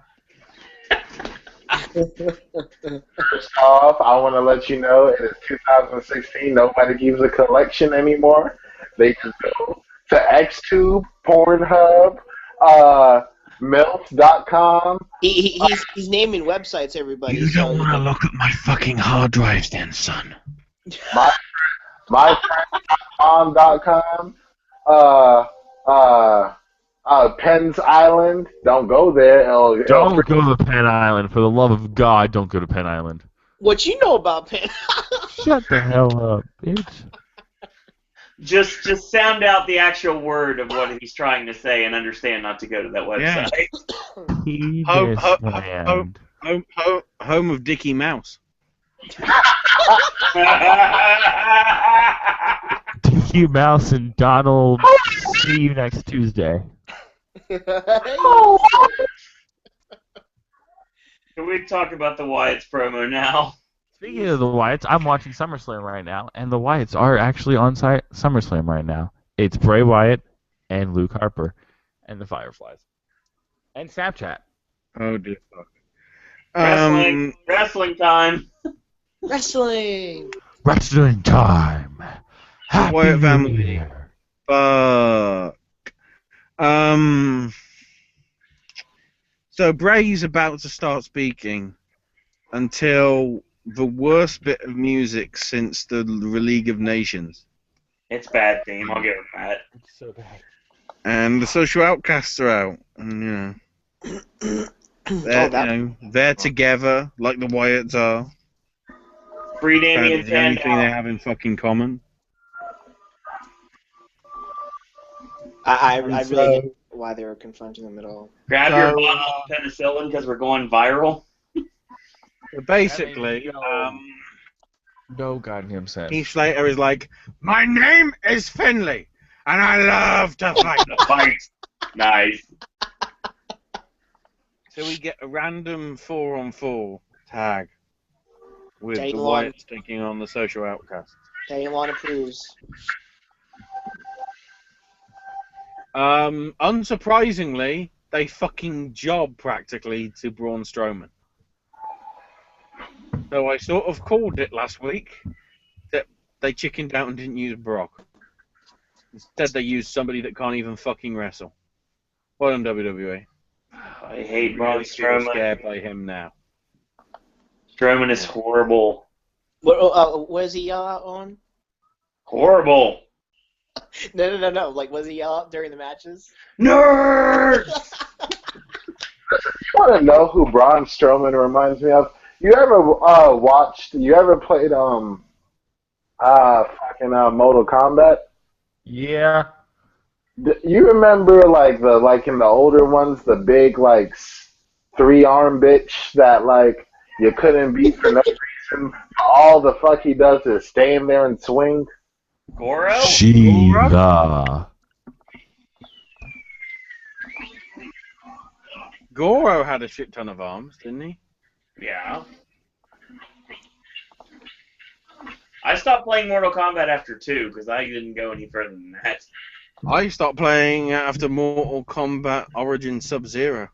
Fucking hell. Yeah, So, thanks to you know. James Ralph, I know about that game. So, bloody Slater's about to get, Santana garroted by... Oh, Mr. Abigail. Sorry, that tweet says it all. Oh, that's... The woman that got fucked over by TNA is going to do a better job in WWE. Hashtag, why am I not fucking surprised? Anybody but you, Santana. Anybody but you. So, Sister Abigail's about to happen. Ryback's music hits. Comes out, beats the shit out of practically everybody, and that's the end of it. And I'm like, even the referee just gets out the ring, and it's like, I don't give a fuck about this. Done. I don't know why Ryback was used with the Social Outcasts. It made no sense at all. He's not even an outcast himself. He's just a big goof. When I saw this, I don't know, I saw Black Arrow tweet something about this. I thought it was like gold, and I'm like, why the hell are you guys having Ricebud come out when you're trying to introduce this team to the WWE universe? That's somewhat of what I thought, because Owen would agree with me on this. This is a team that has much potential, but now it's fucking ruined and tainted because of Ryback. Can I just say something? I take it serious.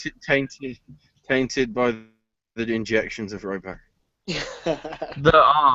This is what the ref said whenever the match was over.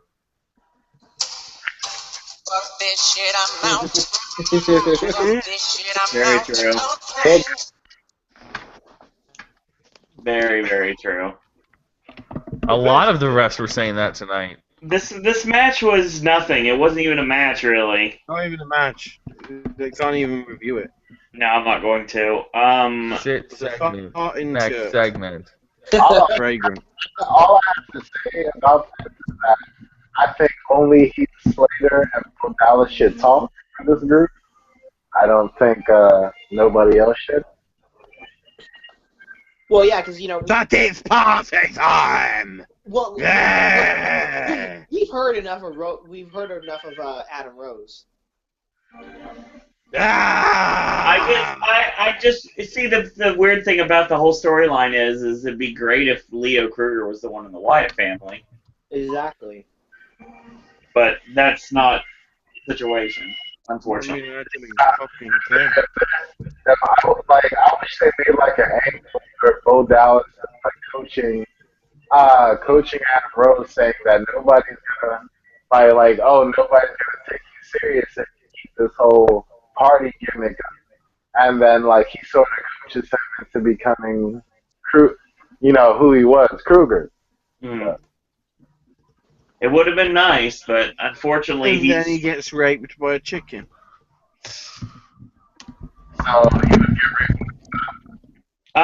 So yeah, I guess we move on to Renee in the back with Kalisto. Yeah, mysteriously her hairstyle looks a bit different due to #TittyMaster. And so Kalisto's like, I'm going to go out there and give it my all. And you never know. That might be enough. So then Del Rio comes out and says, "Do you want to see John Cena?" And the crowd go, Juan Cena. The crowd go, I Crowd guess. just did not care tonight. And he says, "Well, you won't be able to, because I beat his ass and made him humble." Turned into a combination of El Lasso Wipo from Mad TV and the Iron Sheik. I really think Alberto should just be thrown into the office window again and reached underground by Johnny Mundo. And the mosquito that is Kalisto will be squatted once and for all. Clearly nobody gave a shit because Kalisto came out and were like, "Oh shit, it's Samurai Del Sol. We're interested in." Renee makes the El Super introduction. And then we have that's what I love.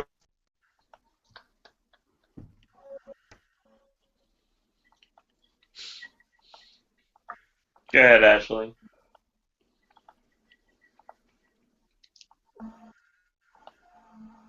Oh boy. I think you lost him for a second there. He's dead. You've actually lost me a few times tonight because I keep getting that call error that's saying you've been removed from the call. Yeah, it's something wrong with Hangouts, I think. It's doing that a lot lately too. Because so many people are using it. I guess so. Continue, Ashley. Okay. Kalisto versus Alberto Del Rio for the United States Championship was up next. We'll get to that, don't worry.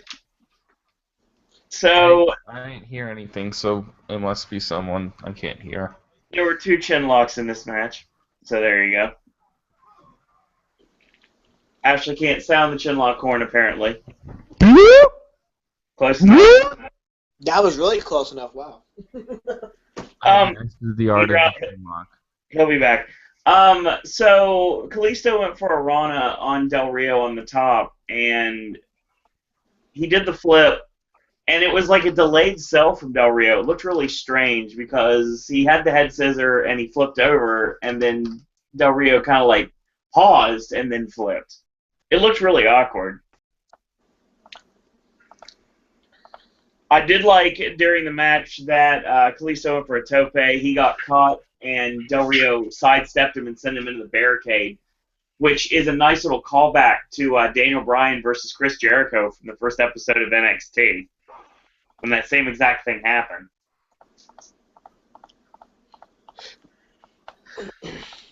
So basically, the match ends up going pretty good false finish here when Kalisto went for Salida del Sol and he got dropped across the ropes instead, and Del Rio went for the double stomp because he had him tied in the Tree of Woe, but he missed.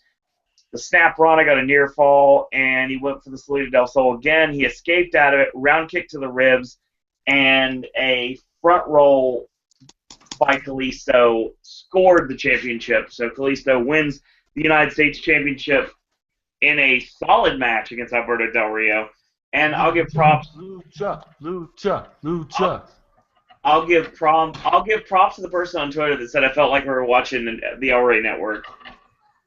I will say, yeah, this match was really good, and obviously, I think that I've decided what I want to do at this point. Kalisto is over. I think this is proved. They want to make Kalisto into the new Rey Mysterio, and I think that's exactly the direction they're going. He's marketable. You can sell the masks. It makes perfect sense to me. I think since they're sold on the Lucha Dragon's name, you might as well just call him the Lucha Dragon Kalisto and fire Sin Cara after WrestleMania. That gimmick has been... Go ahead, Cleveland. That's cool. Unico is good, but that mask needs to be retired because there's something wrong with the Sin Cara gimmick because everything it touches turns to injury.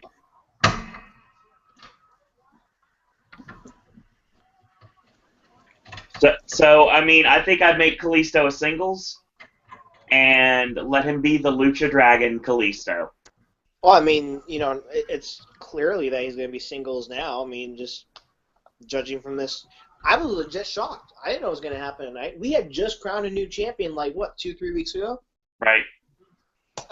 This was not your average Raw when it came to this match.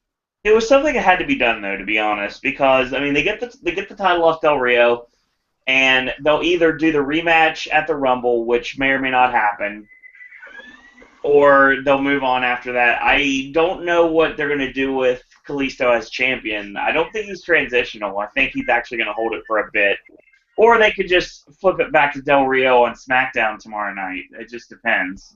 Yeah, they could do that and then have the match at Royal Rumble and then have Kalisto win it back. But then, to people like me, that'll be kind of stupid because you're like, well, why did you take it off Kalisto for a week and he won it back next week? That's TNA booking, and that's not cool. Exactly. Because EC3 won the title, and now he's going to drop it to Matt Hardy as a heel, and that's going to be what they're doing. So that's weird. Well, it's weird because, obviously we think it's like 2007, 2008 again when Jeff Hardy and Matt Hardy feud. Right.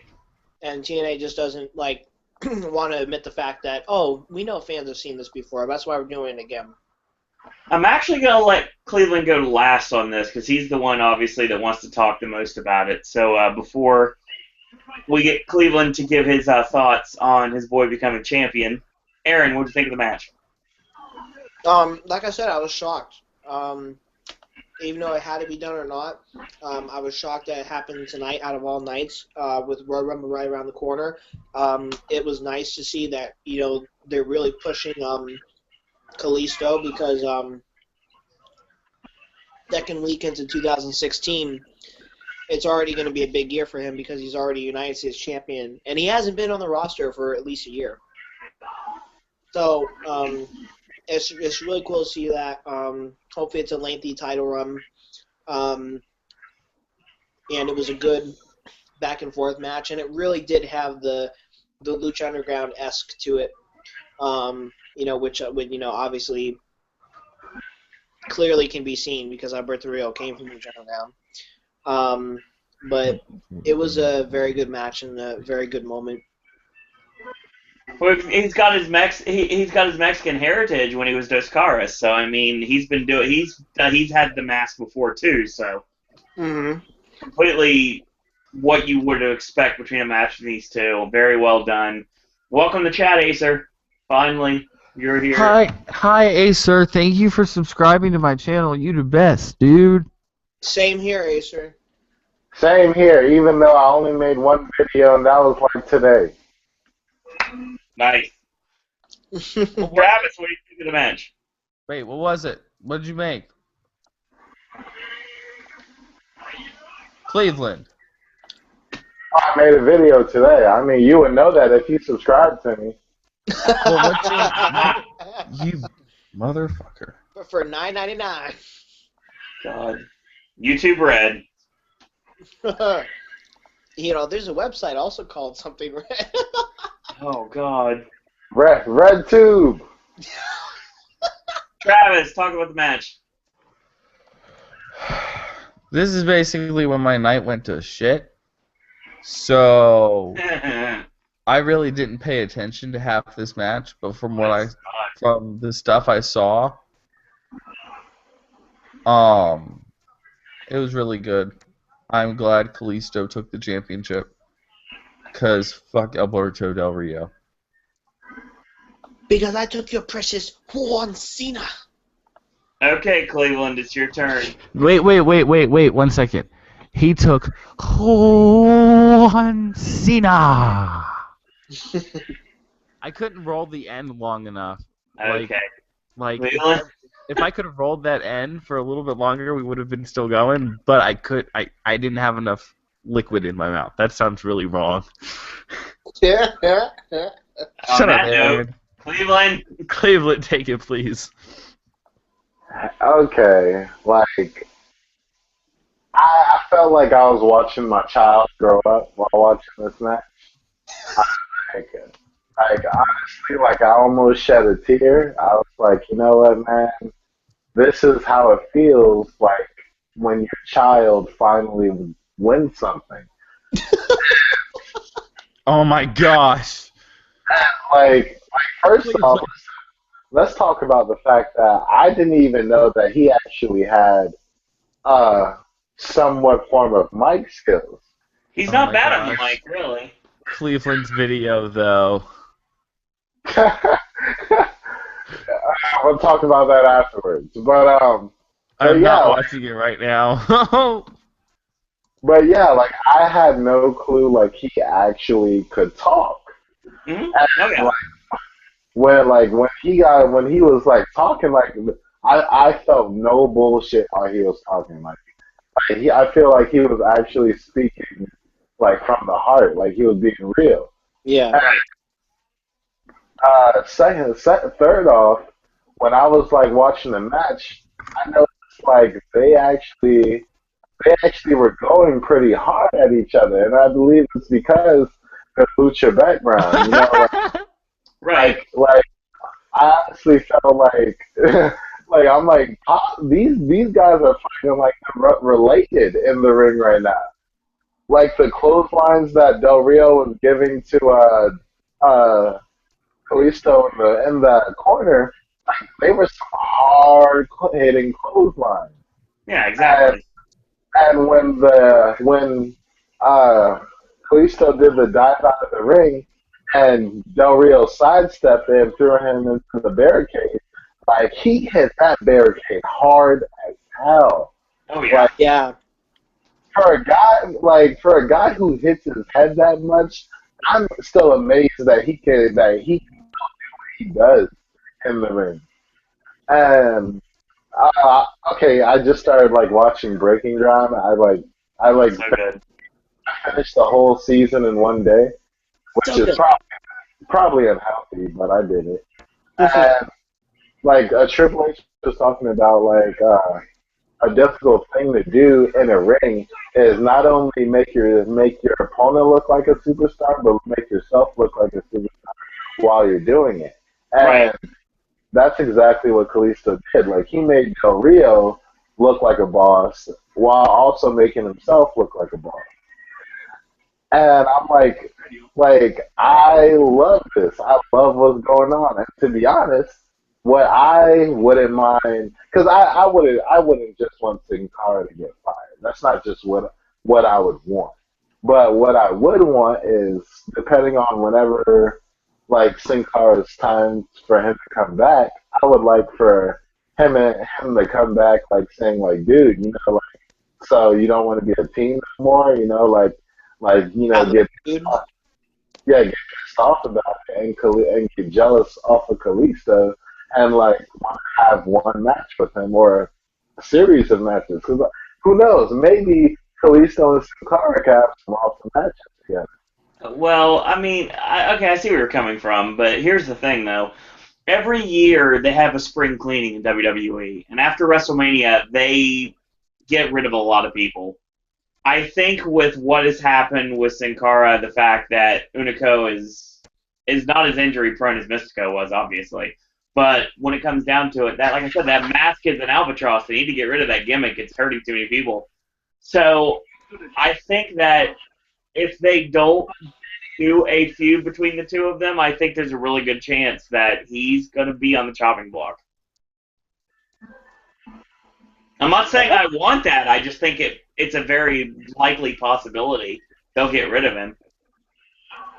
Yeah, I honestly, to be honest, and I may get hate mail for this, but I think they could have a match at WrestleMania. I see a ladder match happening between frickin' Kalisto and Sin Cara. Maybe Sin Cara might push the limits of dying in that match. I don't know.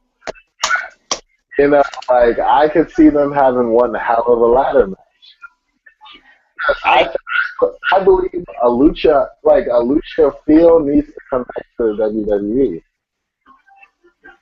Right, but they don't really have enough. They don't really have enough superstars on the roster that really work that style. I understand, because Eddie Guerrero, I believe his best matches was with Rey Mysterio.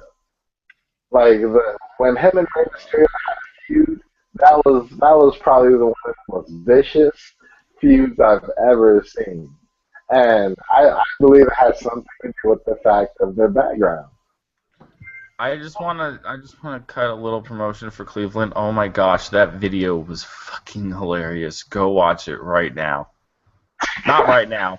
Go watch it in 2 hours or whenever we're done. But seriously, go watch it. I Oh didn't know we had a YouTube channel. my god. You have a YouTube channel, Cleveland? So we'll talk about that afterwards. That's it. That's called promoting it at the very end of the podcast. To be honest. Hashtag Cleveland is now Dominican. All right. Well, Ashley's back finally. Yeah, this was a smart move to put the title on Kalisto. Kalisto. I really think this is going to be a big year for him. I think that they said they weren't going to push him, but I think now they have to. And making him the new Rey Mysterio, as I think what the end game will be with WWE. Of course, it's the fucking smart move. Alberto Del Rio turned out the reason he came back was because he was shit. And Del Rio does not have a good run since he's been back. Yeah. Here's the thing, though. This match was probably one of the best matches I've seen him have since he's been back. Yeah, but is that due to him or due to Kalisto? Oh, no. I would say Del Rio held his weight in this match. Well, I mean, Alberto Rio, holy tan. Can you win? All right. Oh God, I know where this is headed. Hey Ashley, let's talk about Charlotte and Ric Flair. Woo! Woo! Woo! Watch my drunk dancing. Woo! Woo!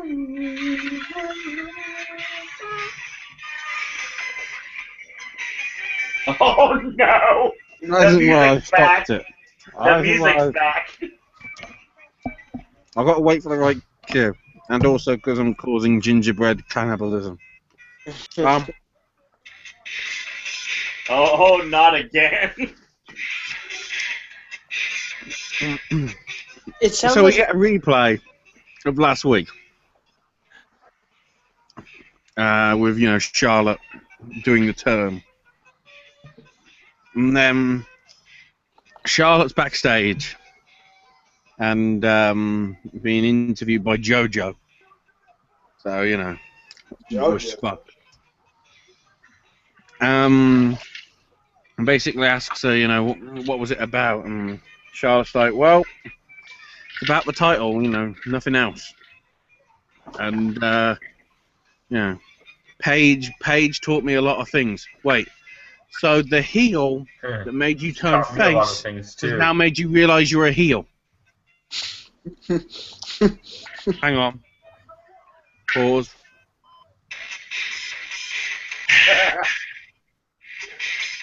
So, then she says, she You know, people are thinking that I was the one that was beating her down. She was the one that was the bully. I was the one that was the victim. This would make sense if she was doing this promo as a heel. But the way she's saying it is how she's been basically treated to. She's saying it as if she's a face. She's not saying it in a, dare I mention his name, Rick sort of way, in a cocky sort of manner. It's just, I believe in it. Not, it's like, you know, by hook or by crook. And then, She has no personality. somebody decides to speak.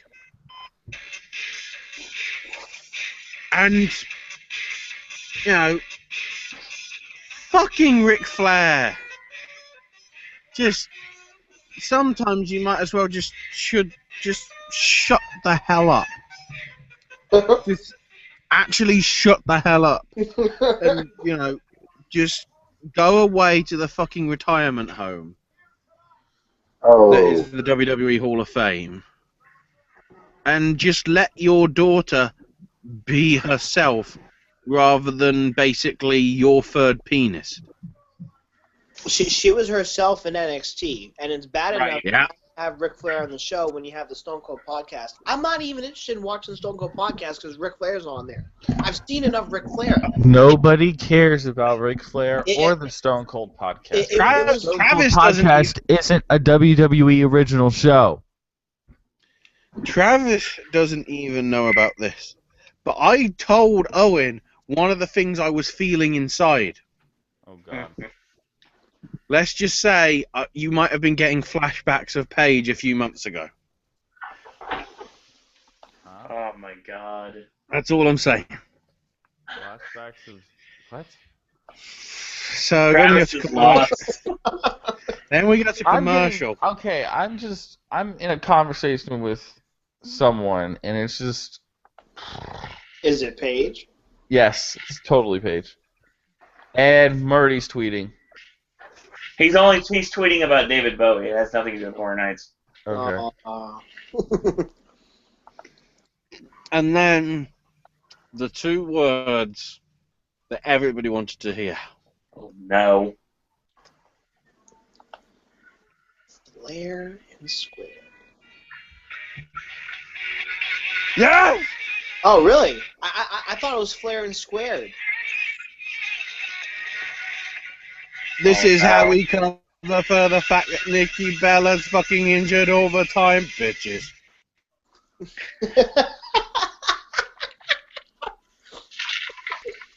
So she comes out. And then comes Charlotte.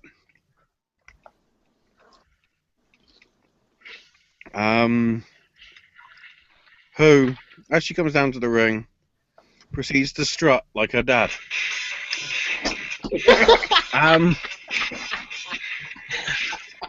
We know what that means. So,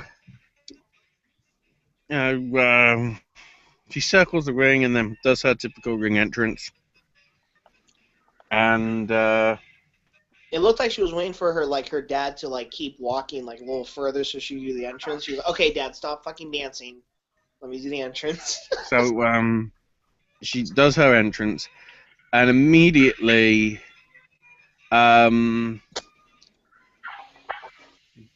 Becky jumps her. Mid-split, too. And attacks her. And Brie and Alicia are like, okay, what's this? At least we saw Alicia Fox on a smoking commercial, but he smokes. So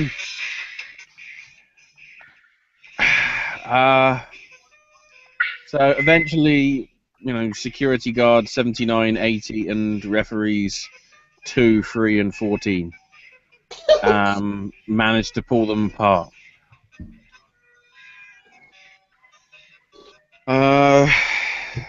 So, okay, you're immediately thinking, okay, well, this is building into, something that could be interesting. And then,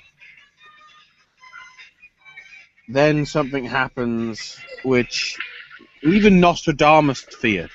He actually wrote, the other thing where he said 2012 would be the end of the world, he also wrote what happened next. Am I stalling for time because I wanted to go with the music? Yes. Fucking Ric Flair comes up.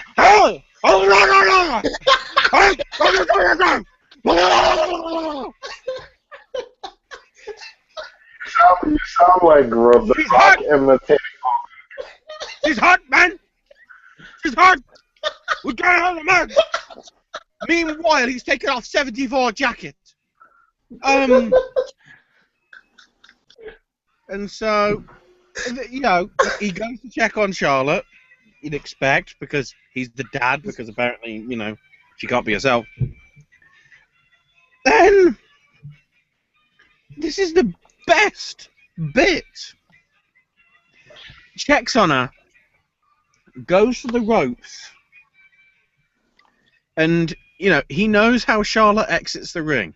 She does the standard male entrance between the second and the third ropes.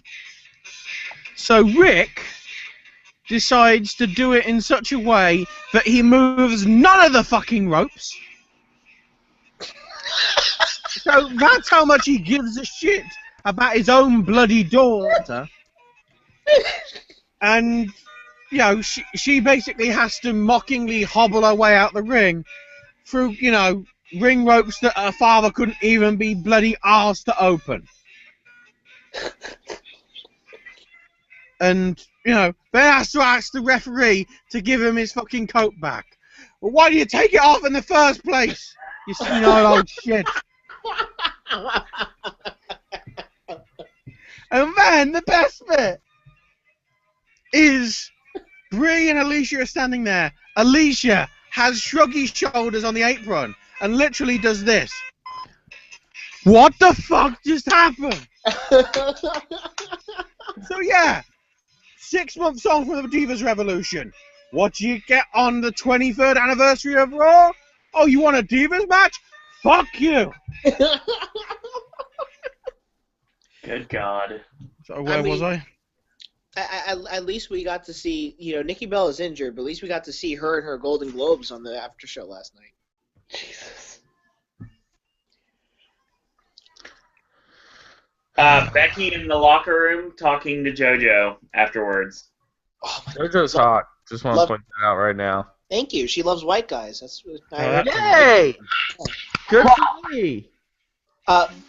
Becky Lynch did an incredible job in this. Oh my God. Yeah. Basically saying, I'm on my own. Charlotte's got apparently everybody with her. Paige is nowhere to be fucking seen. Who knows why? Perhaps it's because she realised how shit Santa's Little Helper was, and the fact that the front cover of the fucking DVD makes it look like fucking Lady Gaga's on the front of it. And yeah, look at the before and after of Gaga. She don't look at what she looked like last night. Looks nothing like bloody Lady Gaga from a year ago. Oh no, that's true. That is true.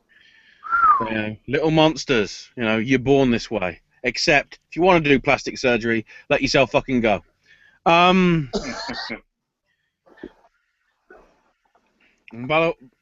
Hey, Owen. Yes. You using a phone? Am I using the phone? Are you using a phone to record this? No. You'd be paying a fucking attention rather than looking at your phone. Nice. If you didn't look like Miley Cyrus, maybe I'd pay attention. Oh my God! I saw the recent picture. By the way, I want to give credit to Ryan Kuder and Michael B. Jordan. I don't know why. I just feel an urge to. And Sebastian Malone, because Was that Tarzan on a fucking bender? That was really bad, but that's what makes him such a great actor.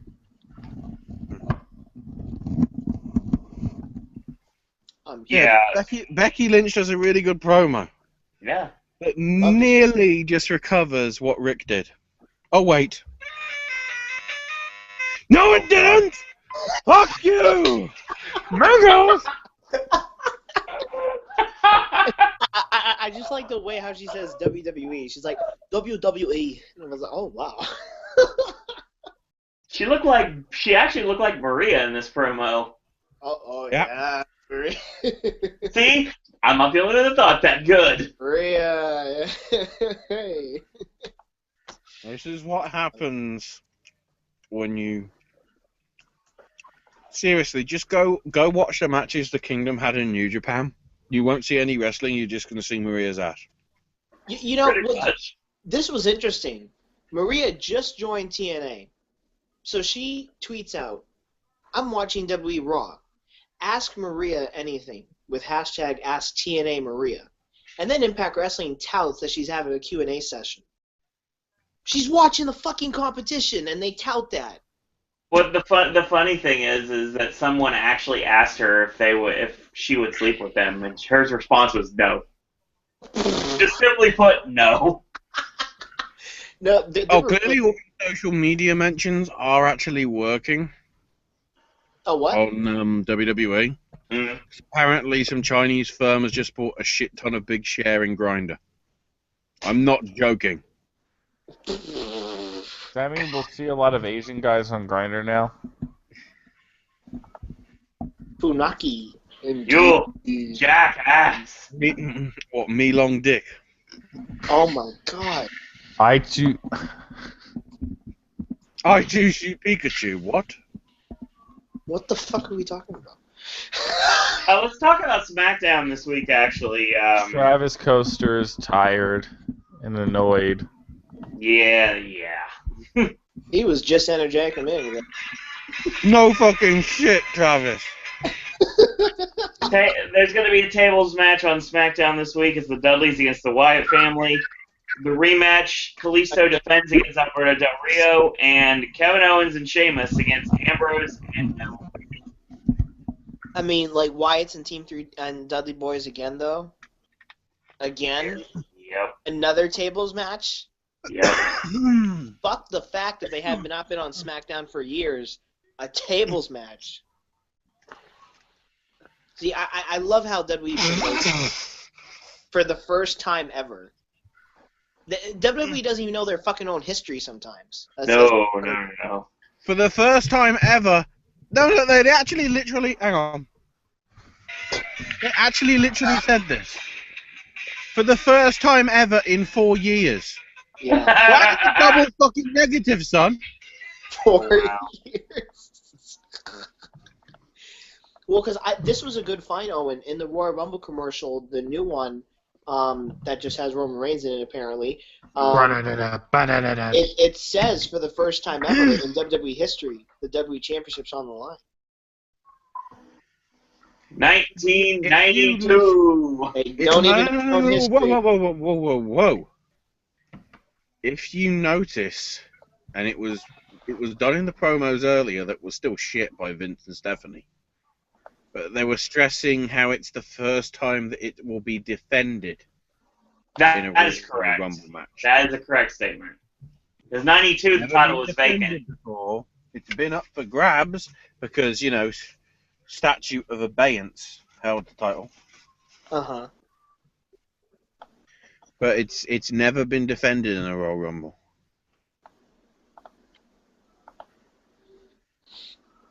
Yeah, it's a big deal, honestly. And we got a lot to talk about in the next week. Hopefully we'll start getting matches for the Rumble officially. Yeah, what is... Ohio! We only have, 2 matches. Our ticket's still available.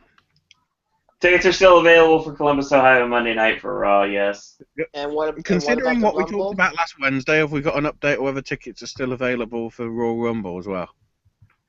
As far as I know, you can, if you know where to look, you can get seats for the Royal Rumble, but you're going to be paying out the yin-yang in order to do so.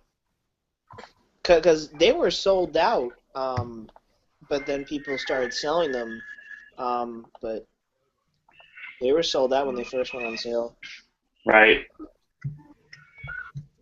Let's talk about this weird main event, shall we? I don't even remember it. Oh, wait, yes I do. Talk about the definition of fucking filler. You know, we don't know what the fuck we're doing. I know we'll have the guy who hasn't wrestled for 2 weeks because apparently nobody wants to fucking see him wrestle 79 people in the space of 30 minutes, which isn't even physically possible. So why was it called a 1 versus all when it was basically just a lumberjack match, which eventually went to the referee once again going, I don't know what the fuck is going on. I'm just gonna put my hands up my arse and then find out if I can make pottery. Can someone tell me when Tyler Breeze appeared? Because I didn't see him come out originally.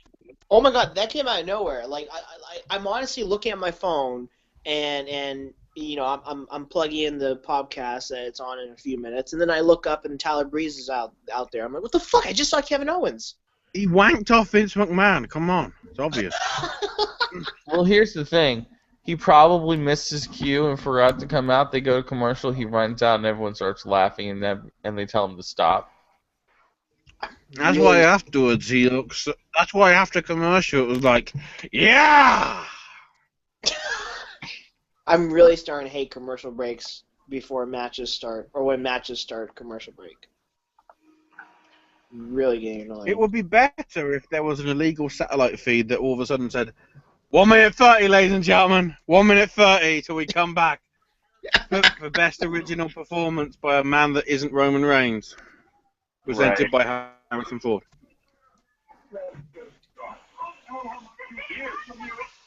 So this 1 versus all apparently included Sheamus, Alberto Del Rio, Kevin Owens, the Wyatt family, the New Day, the Cosmic Wasteland, and eventually ended up involving Tyler Breeze.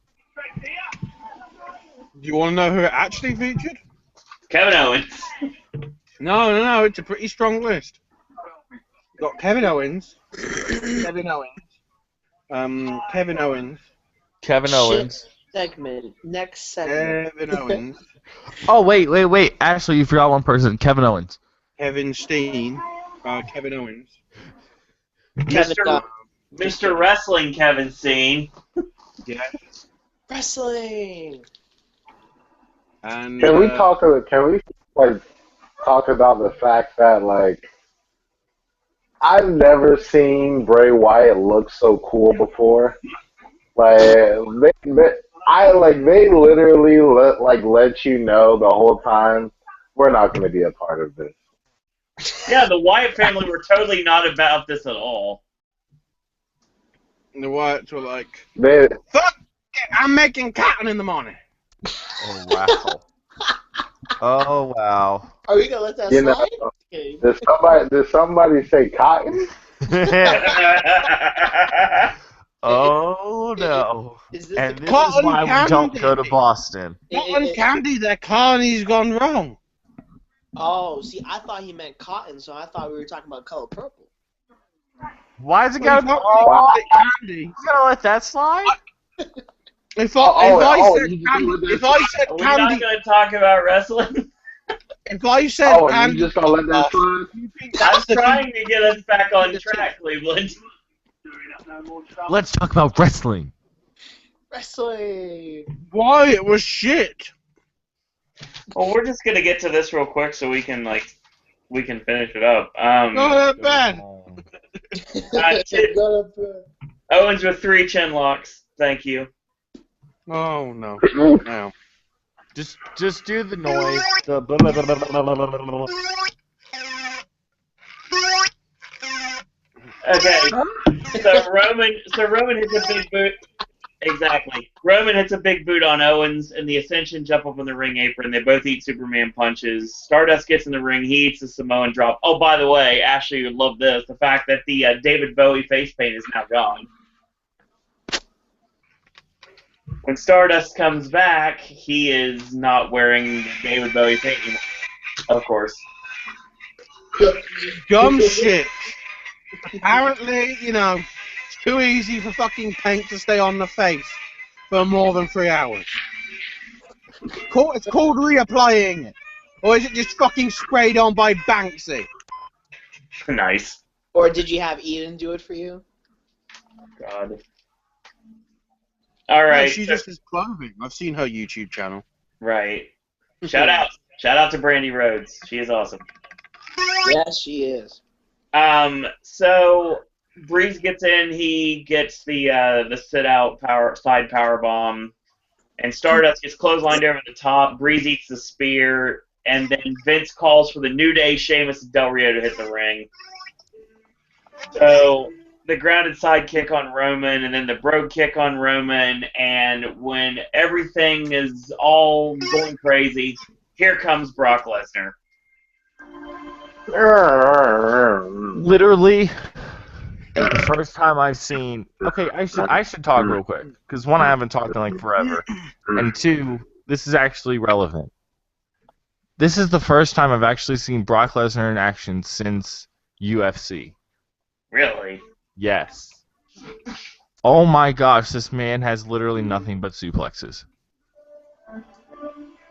That was a lot of suplexes. It's marketable. He almost killed Sheamus. Tread lightly. Tread lightly. He really did, because it And was then overhead release belly to belly that almost dropped Sheamus on his head. And then used his finger of God finisher. And Yeah, finished the nice. fuck out of Roman Reigns. I was really the ending was underwhelming. He laid waste to everybody. The Wyatts got the heck out of Dodge before they even got anything done to them. And one of the best moments of the night. That's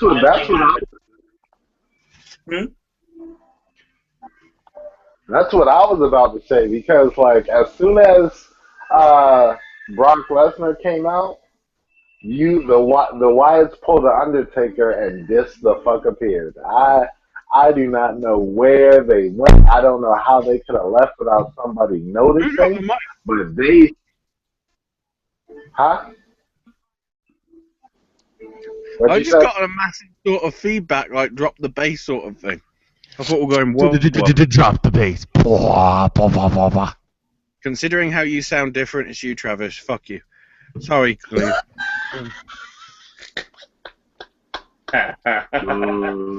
Never fails. So Roman was basically left laying, and Brock laid waste to absolutely everyone. Double clothesline on Kofi and Xavier, and German suplex to Big E, and then, yes, it finally happened. And just for a split second, we saw a sign of what will come very soon when Brock Lesnar released German suplex Kevin Owens. To see them in the same ring together, like working together. Yeah, but did you see the thing? Kevin was just trying to fight him. Right. And was basically trying to resist the German. I noticed. I He was made him like, fight for it. yes, sir. Yes, sir. And German suplex Del Rio. What the shit? And then Brock hits the F5 on Roman, and that's how we go home. I think that's his exclamation point to say, I accept the Royal Rumble spot. So, Even though he was advertised for several weeks. Yeah, exactly. Brock is now officially, in quote marks, in the Royal Rumble. So the Royal Rumble's now a bigger deal. Obviously, because the championship's on the line. Here's the thing. Roman, like, you cannot have Roman win the Royal Rumble now. You can't. Brock Lesnar needs to win the Royal Rumble now. I'm at the point thinking neither one of them are going to win. Well, that's a shame if Brock Lesnar is like one of those choices that won't win. But if Roman Reigns wins, and I don't care because I didn't pay cash for the Royal Rumble, thank God. Surveys got me to the Royal Rumble. If Roman Reigns wins, I will walk out without giving two fucks of the pyro and all the celebrations to take pictures of that Kodak picture moment, and I will wait for my friends to take me home. I will literally walk out if Roman Reigns wins the Royal Rumble. Hey, Aaron, listen to me real quick, okay? Because Cena's not there, you can request your money back. I can't request my money back from a gift card. You can't. If Cena isn't advertised. But Cena was advertised. He was on the poster. He was advertised on the poster for but if you an go entire to the event, month. if you go to the event, that's null and void. Mm. And to be honest, if you're going to see a Rumble that's got Lesnar and Jericho and Owens and Ambrose and who the hell knows else, I wouldn't give them tickets away for anything. Exactly. That's why I'm still going. Yeah. Ashley's right. That's why I'm still going. No, if I had a way to be there, I would definitely go for sure. And Of course. you know, I'm calling this now in 2 weeks' time. When Roman has won, this is going to be the entrance music for Aaron on this show.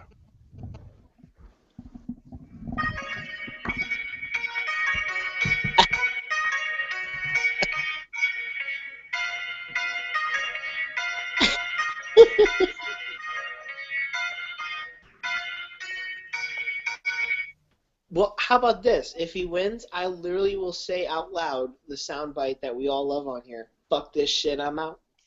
I'll literally say that out loud. Okay, I dare you to scream at the top of your fine. lungs. I dare you to scream at the top of your lungs. Leave, like, in your seat. Just go, fuck this shit, I'm out.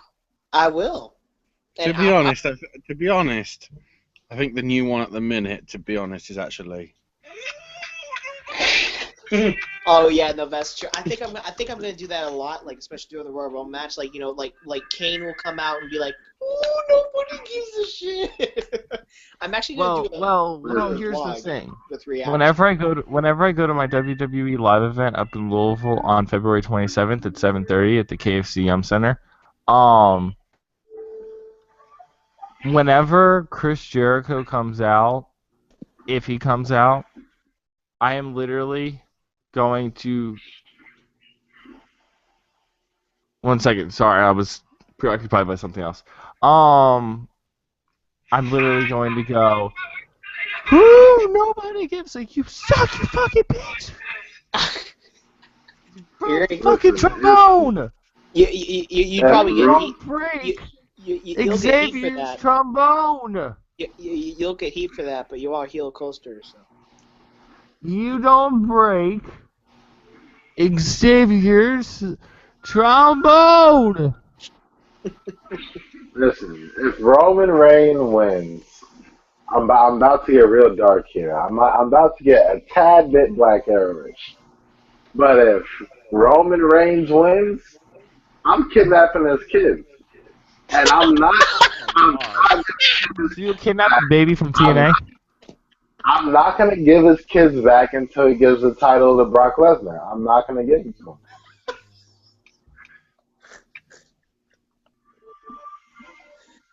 Oh my god. That's funny. Cleveland, you have to find a way to get to the Rumble. Hey, yeah, like as soon I'll sit right next to you, and as soon as this says, and now your new champion, well, still champion Roman Reigns, you're gonna see me sit up. You're gonna see me, and what the thing is, when I sit up, you're gonna see me in assassin's clothes, and you're gonna be like, when the fuck did you put that on? And I'm gonna be like, I've always had this on. And you're just going to see me go on top of the balcony, jump out, fall into a haystack, and I'm looking for somebody. My eagle vision is on 100%. I am looking for Roman Reigns' kids. The same kids I saw in that commercial that he had, where he was being so nice to his kids. I'm going to reenact that commercial. I'm going to put it on YouTube. And I'm going to be like, hey, kids, don't you want to see your dad, Roman Reigns, lose? And since they know the deal already, they're going to be like, yeah, we really want to see it. And, I just hope that, he loves his kids more than he loves that title. Yeah, no, because recently he said, the title's my life. Considering how we've done everybody's reaction, I don't care that we do Owen's reaction. So Owen's reaction on Royal Rumble when anybody is referred to as Slammy Award winning, Owen will just be saying this. It's an inanimate fucking object. You're an inanimate fucking object. It's very true. You know, I'm actually so happy I'll be there in person now because I won't hear the commentary. With Ashley the whole time, I won't either. You're going to be so happy because you won't have to hear JBL go, "Wrong game." What you know, I'm gonna do that at one point. You just like random times throughout the night, and you know it's sold out, so there'll be a lot of people in my section, every seat full. Random points in the night, I'm just gonna yell out, "Michael!" Wrong game. No, I'll just yell at Michael, and then you Michael. know, What the fuck is this shit? they'll have that reaction exactly. I haven't heard that in a while. I feel like I'm gonna say that a lot at the Royal Rumble. What the fuck is this shit? What I'm the fuck is this shit? you know how I'm gonna do my vlog. I'm gonna have my the camera rear view, the front view, and it's gonna look at my face and the stage, and I'm gonna react to every entry coming out. Yes. Yes. Yes. Yes. Every single entrance into the Rumble, Mm-hmm. that's gonna be great. So Well, real quick before we end, it seems like we're headed towards the end here. Travis, what do you think of the main event? Shit segment. Next segment. Actually, end of the shit show. segment. Fuck the McMahons. Travis, interesting. Fuck Aaron? you, Stephanie. Fuck you, Triple H. No, Fuck you, Vince. Fuck No. the McMahons. Triple Get H, them Triple out. H is fine. Yeah, Triple H is cool. Triple H is fine. And plus, give the Triple guy H is going Nashville. I almost said it actually. Oh no. Oh, give the guy You some know- slack. His best friend just You know passed what? away. you just gonna let him get away with that? I literally almost said it. I need to stop thinking about saying it. But God damn it. You got a problem, son. I You know have what? 99 problems. You know what my because everybody's had their reaction but me, so I don't want to be seen as biased. So what my reaction is, I'm going to imagine that as if I'm in the very top tier, right in the very top seat, and I'm just seeing the sort of little stick man. My reaction would just be this.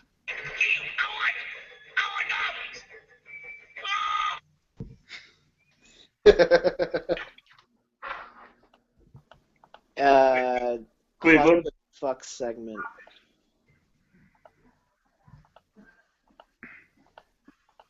Cleveland? Yeah. Thought on the main His event? name is Cleveland Henry, and he is proud to be Uh, back.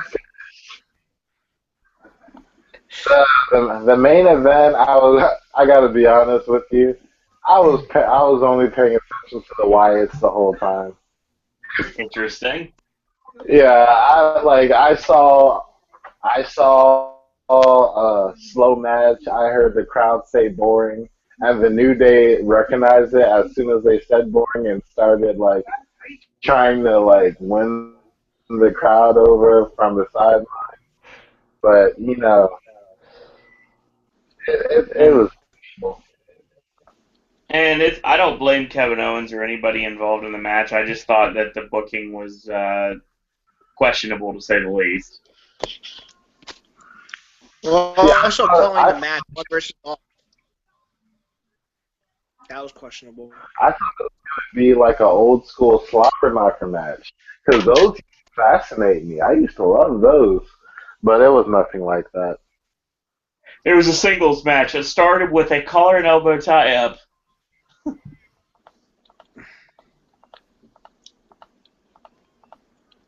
So yeah, that was Raw this week. Yeah, a couple high spots, but for the most part, you really didn't miss much. Who's got a version of Raw that's like an hour and a half and probably better suited to watch? The moral of tonight's story is this. Right. Why ruin the social outcast right away? Yeah, right away. That's what I'm saying. Right away. it's almost like this, Owen. Like, they come out with this. It really was a bad entrance theme. I don't know which is bad now, that or League of Nations. And I'm going to take them seriously, but then Ryback comes out, and I'm just like, nope, not taking them seriously now. It sucks because Ryback needs to be far, far away from this storyline. He needs to be far from the main roster. I like your idea of him in NXT. I think it'd be fun in NXT. Yeah, put him in NXT or on that NXT Kids show, since we're going to tape kids now. Honestly, he'd be a really good opponent for Corbin. Yeah. To be honest, I want Baron Corbin in the Royal Rumble. He's To not be ready. honest- He's not really ready yet, though. To be honest, I want to see Ronda Rousey at WrestleMania, and I want to see her beat the living dog shit out of Stephanie McMahon. Because, again, fuck Stephanie McMahon. To be Triple H honest, does, huh? I want to see my father again. Oh my god. The opinions of everyone on the podcast network are that of them and them only. They do not represent the opinions of anybody else on the panel. Breaking news from TM. How come you always say that when I say something? I just forgot to remember to say it. About something that's sad. Breaking news from TMZ. We got a live recording of Oh god. what happened in the creative meeting at tonight's Raw, because obviously it was written. One of these things is not like the other things. One of these things. No. So there's the plan. What do you think, guys?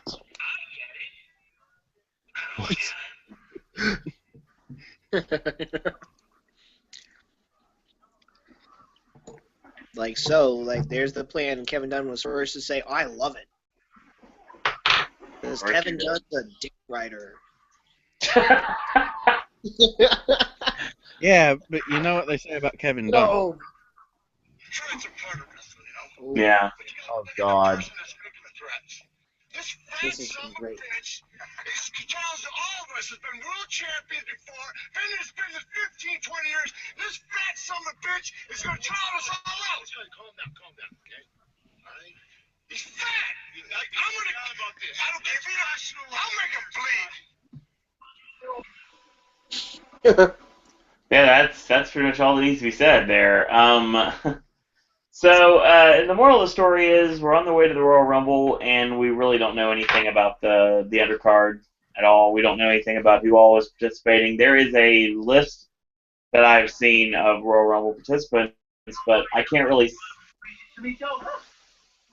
say it's concrete yet because we haven't heard yet who's all going to be in the Rumble. So it's going to be a very star-studded Royal Rumble, kind of like back in the 90s when they used to have all the big stars in the Rumble, because it actually meant something.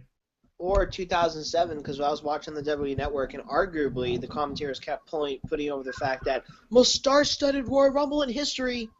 That was 2007, mind you. Yeah, and Well, let's 9 years later.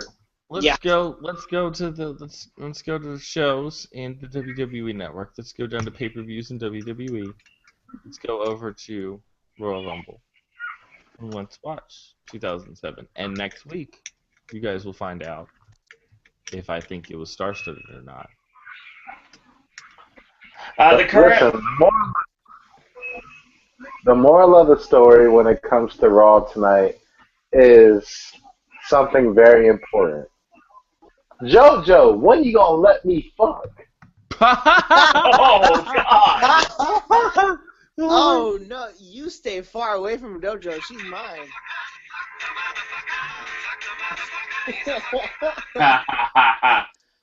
Real quick, Dojo. that lineup, as I'm going to try to steer this ship back on course, the lineup, I said ship. The lineup, the lineup of the Royal Rumble right now, as of this moment, is Roman, Kalisto, Ambrose, The New Day, Brock, Jericho, the Wyatts, Big Show, Stardust, Goldust, the Usos, Titus, Ryback, Del Rio, Sheamus, Dolph Ziggler, Mark Henry, the Dudley Boys, Adam Rose, Heath Slater, Bo Dallas, and Curtis Axel. How many is that? That's 29. What? What the fuck? Are you fucking kidding me? That's 29? Hold on. There's always room for a fucking surprise. Oh wait, there isn't. Oh wait, it's Get a ready to 40-man fly. Rumble. Happy New Year. Yeah, I got a feeling that this surprise is going to be rather phenomenal. But I got what you did there. Phenomenal.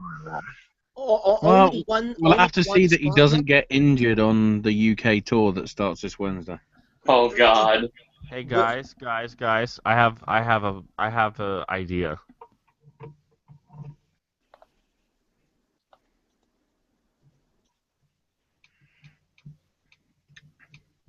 Silence. Dead air is a great thing. I don't know what the Sorry.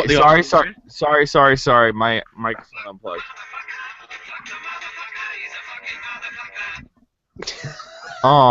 Right on. Vince is number 30, and Roman's like, huh? What the shit?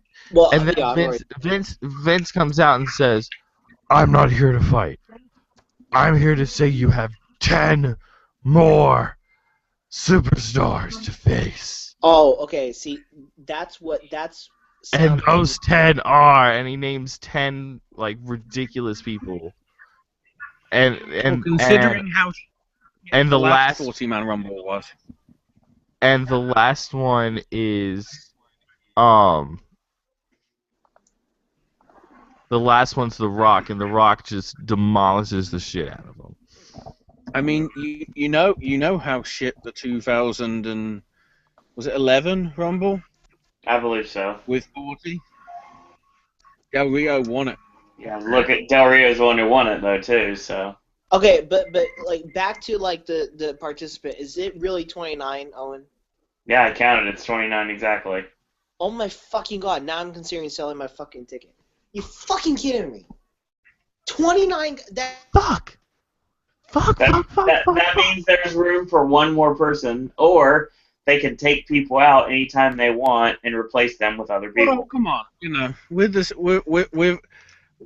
with the road Strowman, take out the entire Wyatt family instead of with the Carney Road show that they've got going on. Right. You know, it's bound to be at least 2 of them are going to get injured by, right, 10 days. No, I understand that, but I just can't believe it's already. The best bit if 27 got injured, because then it'd be like El Torito. I can't believe it's already up to 29. That only leaves one slot for a surprise. And you know who that surprise is? Not John Cena! And then it turns out it is John Cena. Yeah, it turns out it is John Cena. He doesn't have rotator cuff surgery.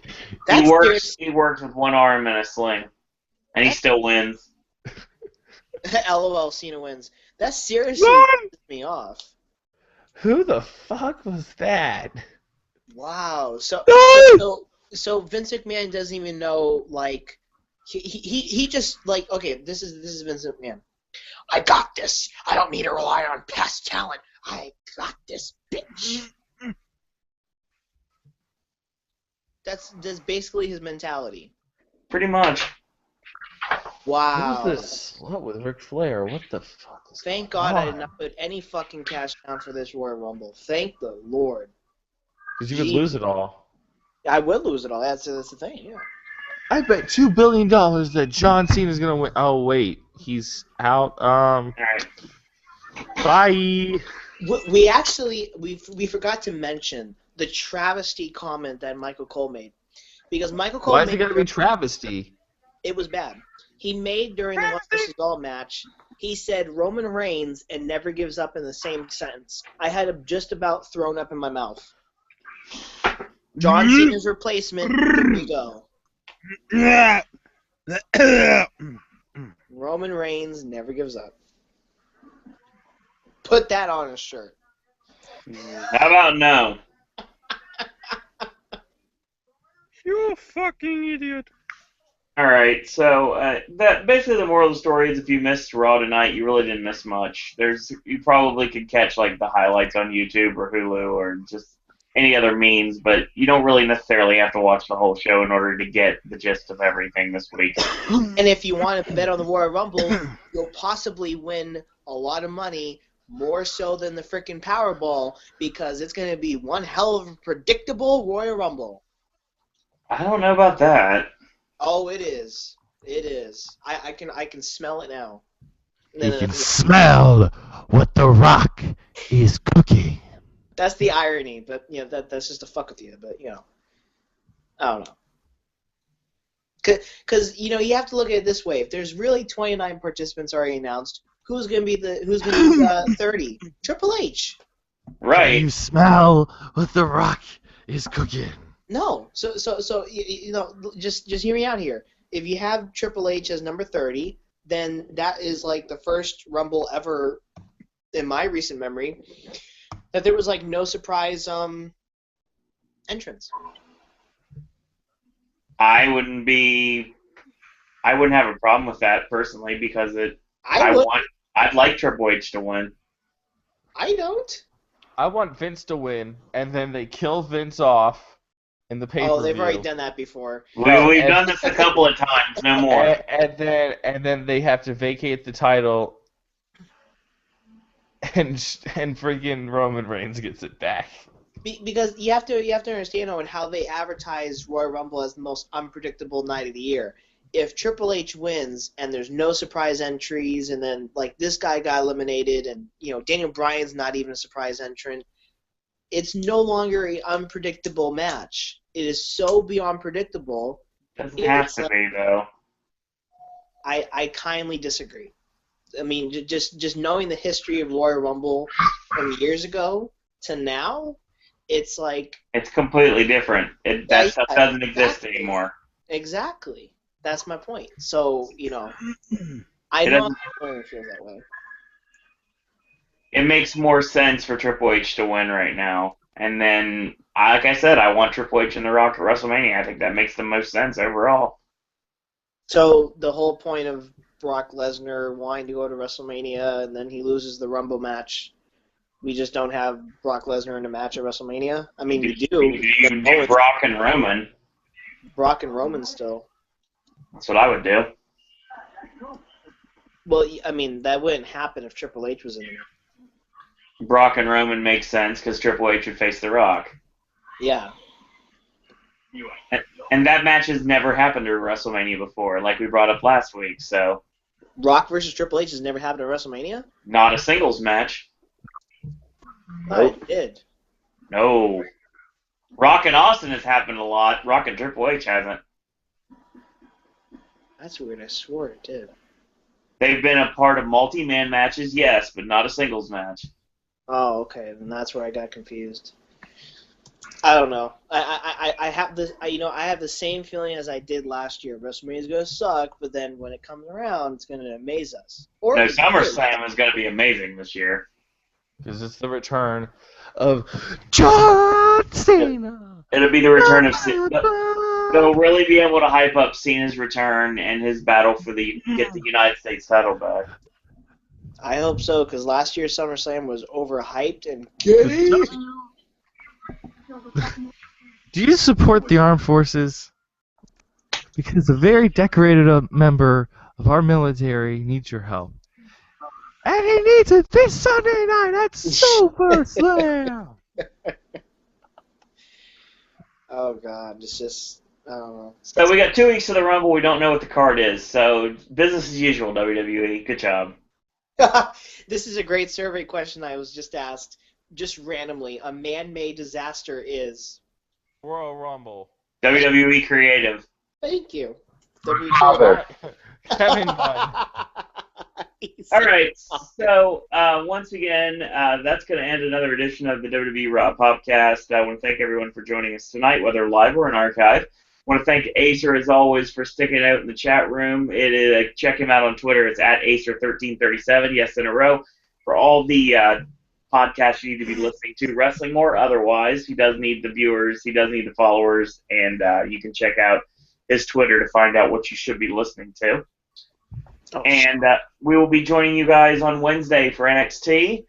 That is going to be some fun talk, obviously, some new NXT stuff to talk about. I'm trying to stay away from the spoilers so I can have some fun with this. I know what happens, and I'm going to have fun. Oh, about that, Owen. I let you know last week. I'm excusing myself from Wednesdays. I know. Okay. So Aaron will not be with us on Wednesday, but he will return on Monday for Raw. So that's that. And real quick before we take it home here, say good night or good morning, depending on how you're looking at it. I do want to give shout-outs to everyone here on the podcaster panel, and they're going to put themselves over one by one. As always, Cleveland. Oh, your boy first. Follow me All on right. Twitter at ControCleve.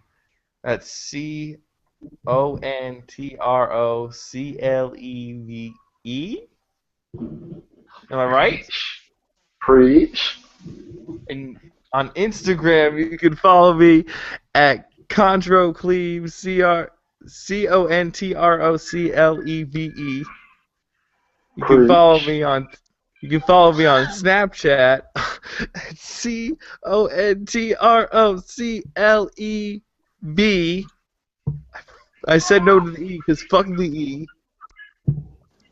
Like If you WWE. don't, oh crap! What's the other thing you say? If you something with fucking a baby or whatever. Oh my god. And I know what he's trying to say, but go ahead and say it, Cleveland. Cleveland F baby, please save the baby. Fuck me if you love me. Fuck you if you hate me.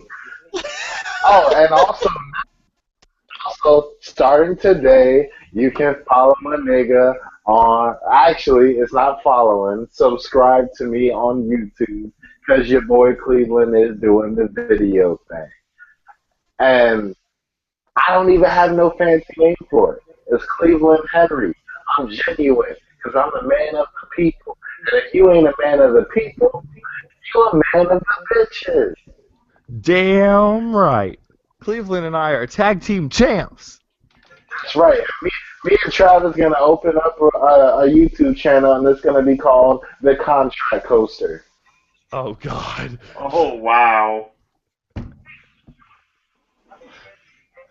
Oh, goodness.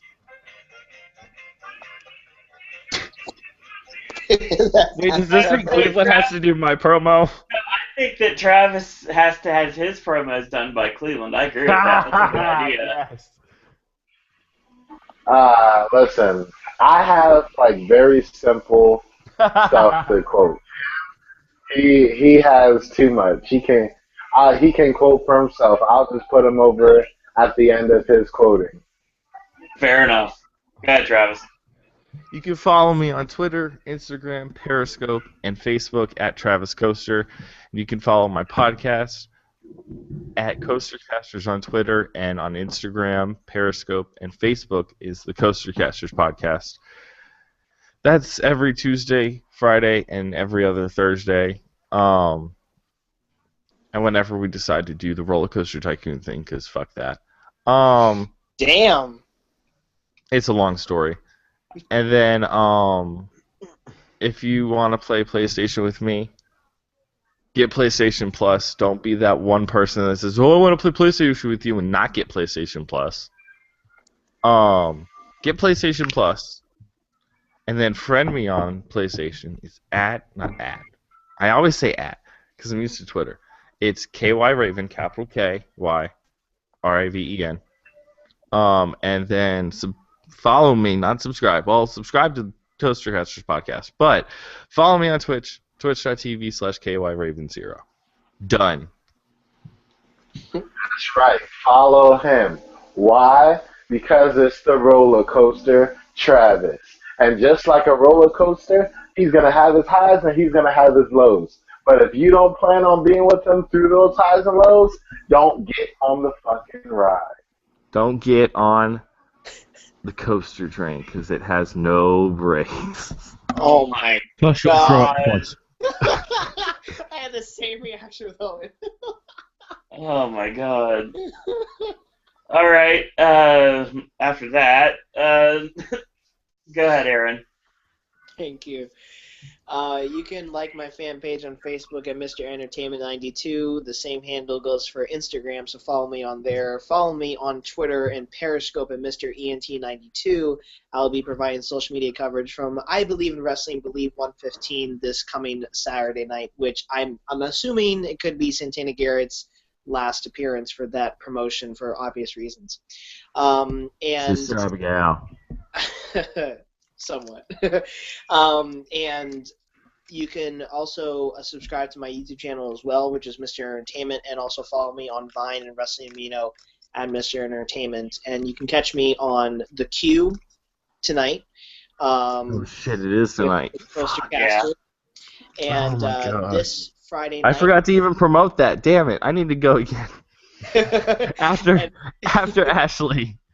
And this Friday night on the Closer Casters podcast, I will be back on there as well. And, of course, as Owen had said, I won't be, unfortunately, on Wednesday's NXT podcast, but make sure you all still tune in for that. So thanks for listening, everybody. We appreciate you, and Papa's Wrestling. Mangos!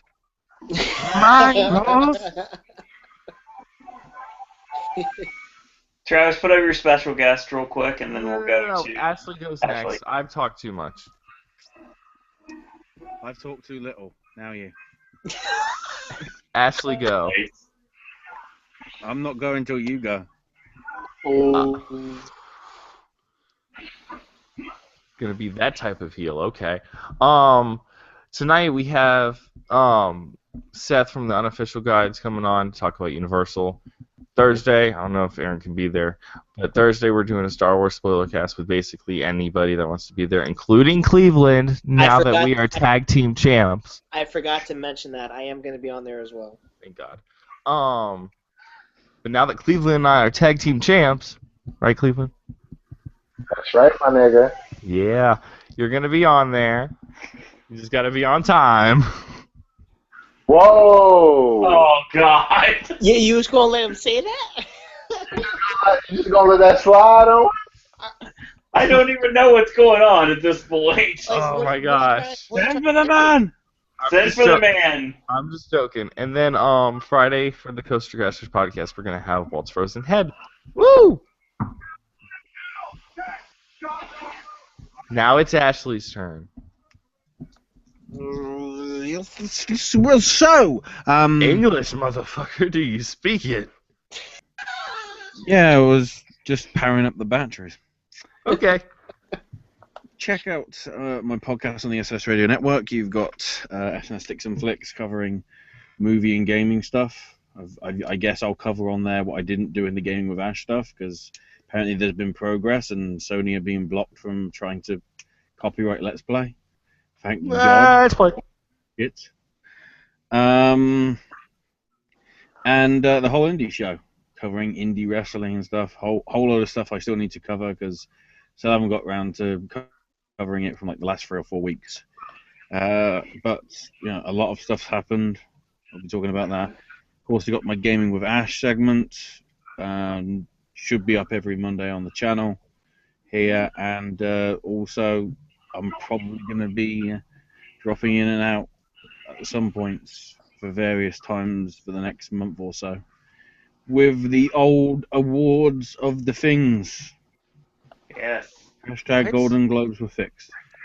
Oh, wait, I won. Actually, no. You tied. What? Yep, we tied with 11. What? We have 11, What? and AJ got 6. What? The What? first award show of the year is a tie. What? Hang on.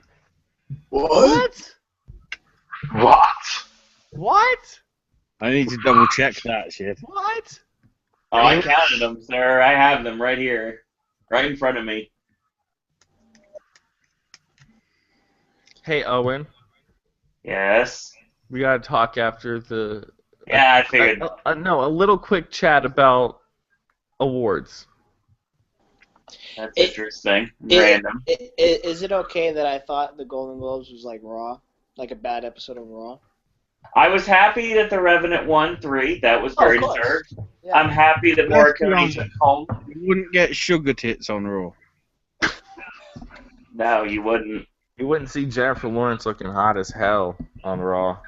No, I mean, I think it was funny that Ricky Gervais was either joking. Did you just call him Ricky Gervais? Ricky Gervais. Ricky Gervais. Ricky Gervais. Tells you how little fuck I give about that guy. I'm fucking dead. You called him Ricky Gervais. fucking Gervais. I'm a friend of a friend. It shows you how You little called fuck I him Ricky Gervais. Jervis. give. Exactly. Because I don't give a flying Fucking F about that guy. Jervis. He has hosted that show enough. You just called America's sweetheart What? Ricky Gervais. Tweet him. Tweet him. Let me get blocked by him. No.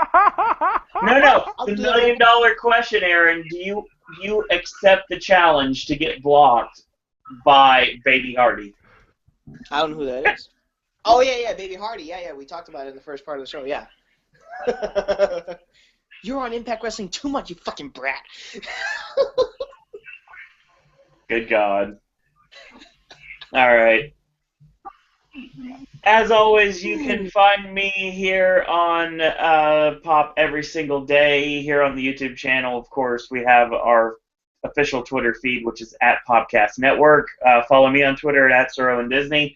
You can email me if you choose at SirOwenDisney@gmail.com. And Facebook fan page is Sir Owen Disney Pop, or search for Sir Owen Disney and Pop, and friend request me at Owen Disney. I will state right now that we got a lot of awards coverage coming in the next couple months. Ashley, myself, and AJ will all be doing awards coverage. This Thursday will be the reaction to the actual Oscar nominations. That video was really fun last year, and it was kind of embarrassing, but it's embarrassing in a good way. And then we're going to discuss afterwards exactly what happened. So those videos will be going up on Thursday, since that is the day of the Oscars coming out. So tomorrow will be the NXT podcast, because it is technically Tuesday now, so I can say that. And Thursday, brand new Sip and Snack, continuing some of the things that I got from previous. And Friday, AJ's movie reviews will be tackling, God, this video is not going to be fun, The Forest, Ride Along 2, 13 Hours, and what is the last one? Oh yeah, Norm of the North. That's going to be AJ's movie reviews this week. Wow, gotta watch that one, guys. This might be as good as Alvin the Chipmunk's Road Chip. I'm sure it probably will be. AJ's going to have some venom by that point. And I'll state right now that our best of the year and worst of the year is coming up very soon, so stay tuned for that the next couple days. Worst of the year is going to be Alvin the Chipmunk's The Road Chip. Wrong, actually. Really? You'll get the best of the year video very soon, and this Sunday is the Critics' Choice Awards, which means on Friday we will be doing our Critics' Choice video with Ashley, and we're going to put that up on Saturday. So a lot of movie content, a lot of wrestling content, and who knows, maybe in a couple months we'll start getting some Horror Nights content too. So as soon as information breaks, we will be talking about it here on Pop. So a lot of new people joining Pop in 2016. We're going to have a really great year for us, and we've had a great time so far.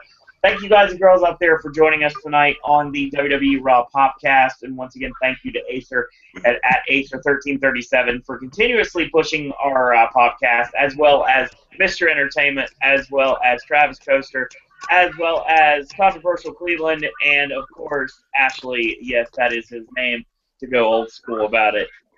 So that being said, I want to thank you guys and girls out there for watching. And while you're at it, go watch The Revenant, go watch The Hateful Eight, and that's what we've got for tonight. Any parting words? Mangoes. Ashley says mangoes. Okay. Aaron, you have any comments? Any parting words? See you all next week, right back here. Right back here. See you next Tuesday. See you next Wednesday, actually. Yeah, see you next Wednesday. Actually, he will see us next Wednesday. That's a shoot. So. You know what else is a shoot? Literally seeing you next Tuesday, because we have the queue next Tuesday. Right. So that being said, I want to thank you guys and girls out there for watching. And until tomorrow, boys and girls. I can't say nothing. Hold on. Go ahead. I'm gonna let that slide. Are you gonna let that slide? God dang it! I'm trying to take it home. Go ahead, Cleveland. All right, guys. Even though I talk a lot of shit, even though I say what I say, I am nothing without my believers. Keep believing in yourself and eat cereal, bitches. Right on. Wait. X-Men. Okay. If Cleveland is he Bo Cleveland or is he Cleve Dust? I think it's about Cleveland. I don't think he knows himself anymore. Well, we need to think of wrestler names that go with our actual names because then we can actually be a tag team and I'll give you a wrestler name. Fuck off so we can get to sleep. Take it home. Go to bed. Go to bed. So that being go said, to bed. So that's being said, I want to thank you guys and girls out there for watching. And until tomorrow, boys and girls, that's all we got to say about that. Mangoes! Woo! Cereal, bitches. Can you smell what the Rock is cooking? God damn it, Ashley.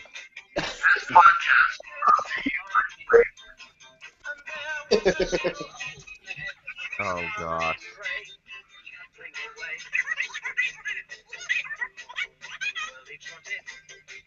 What in the world?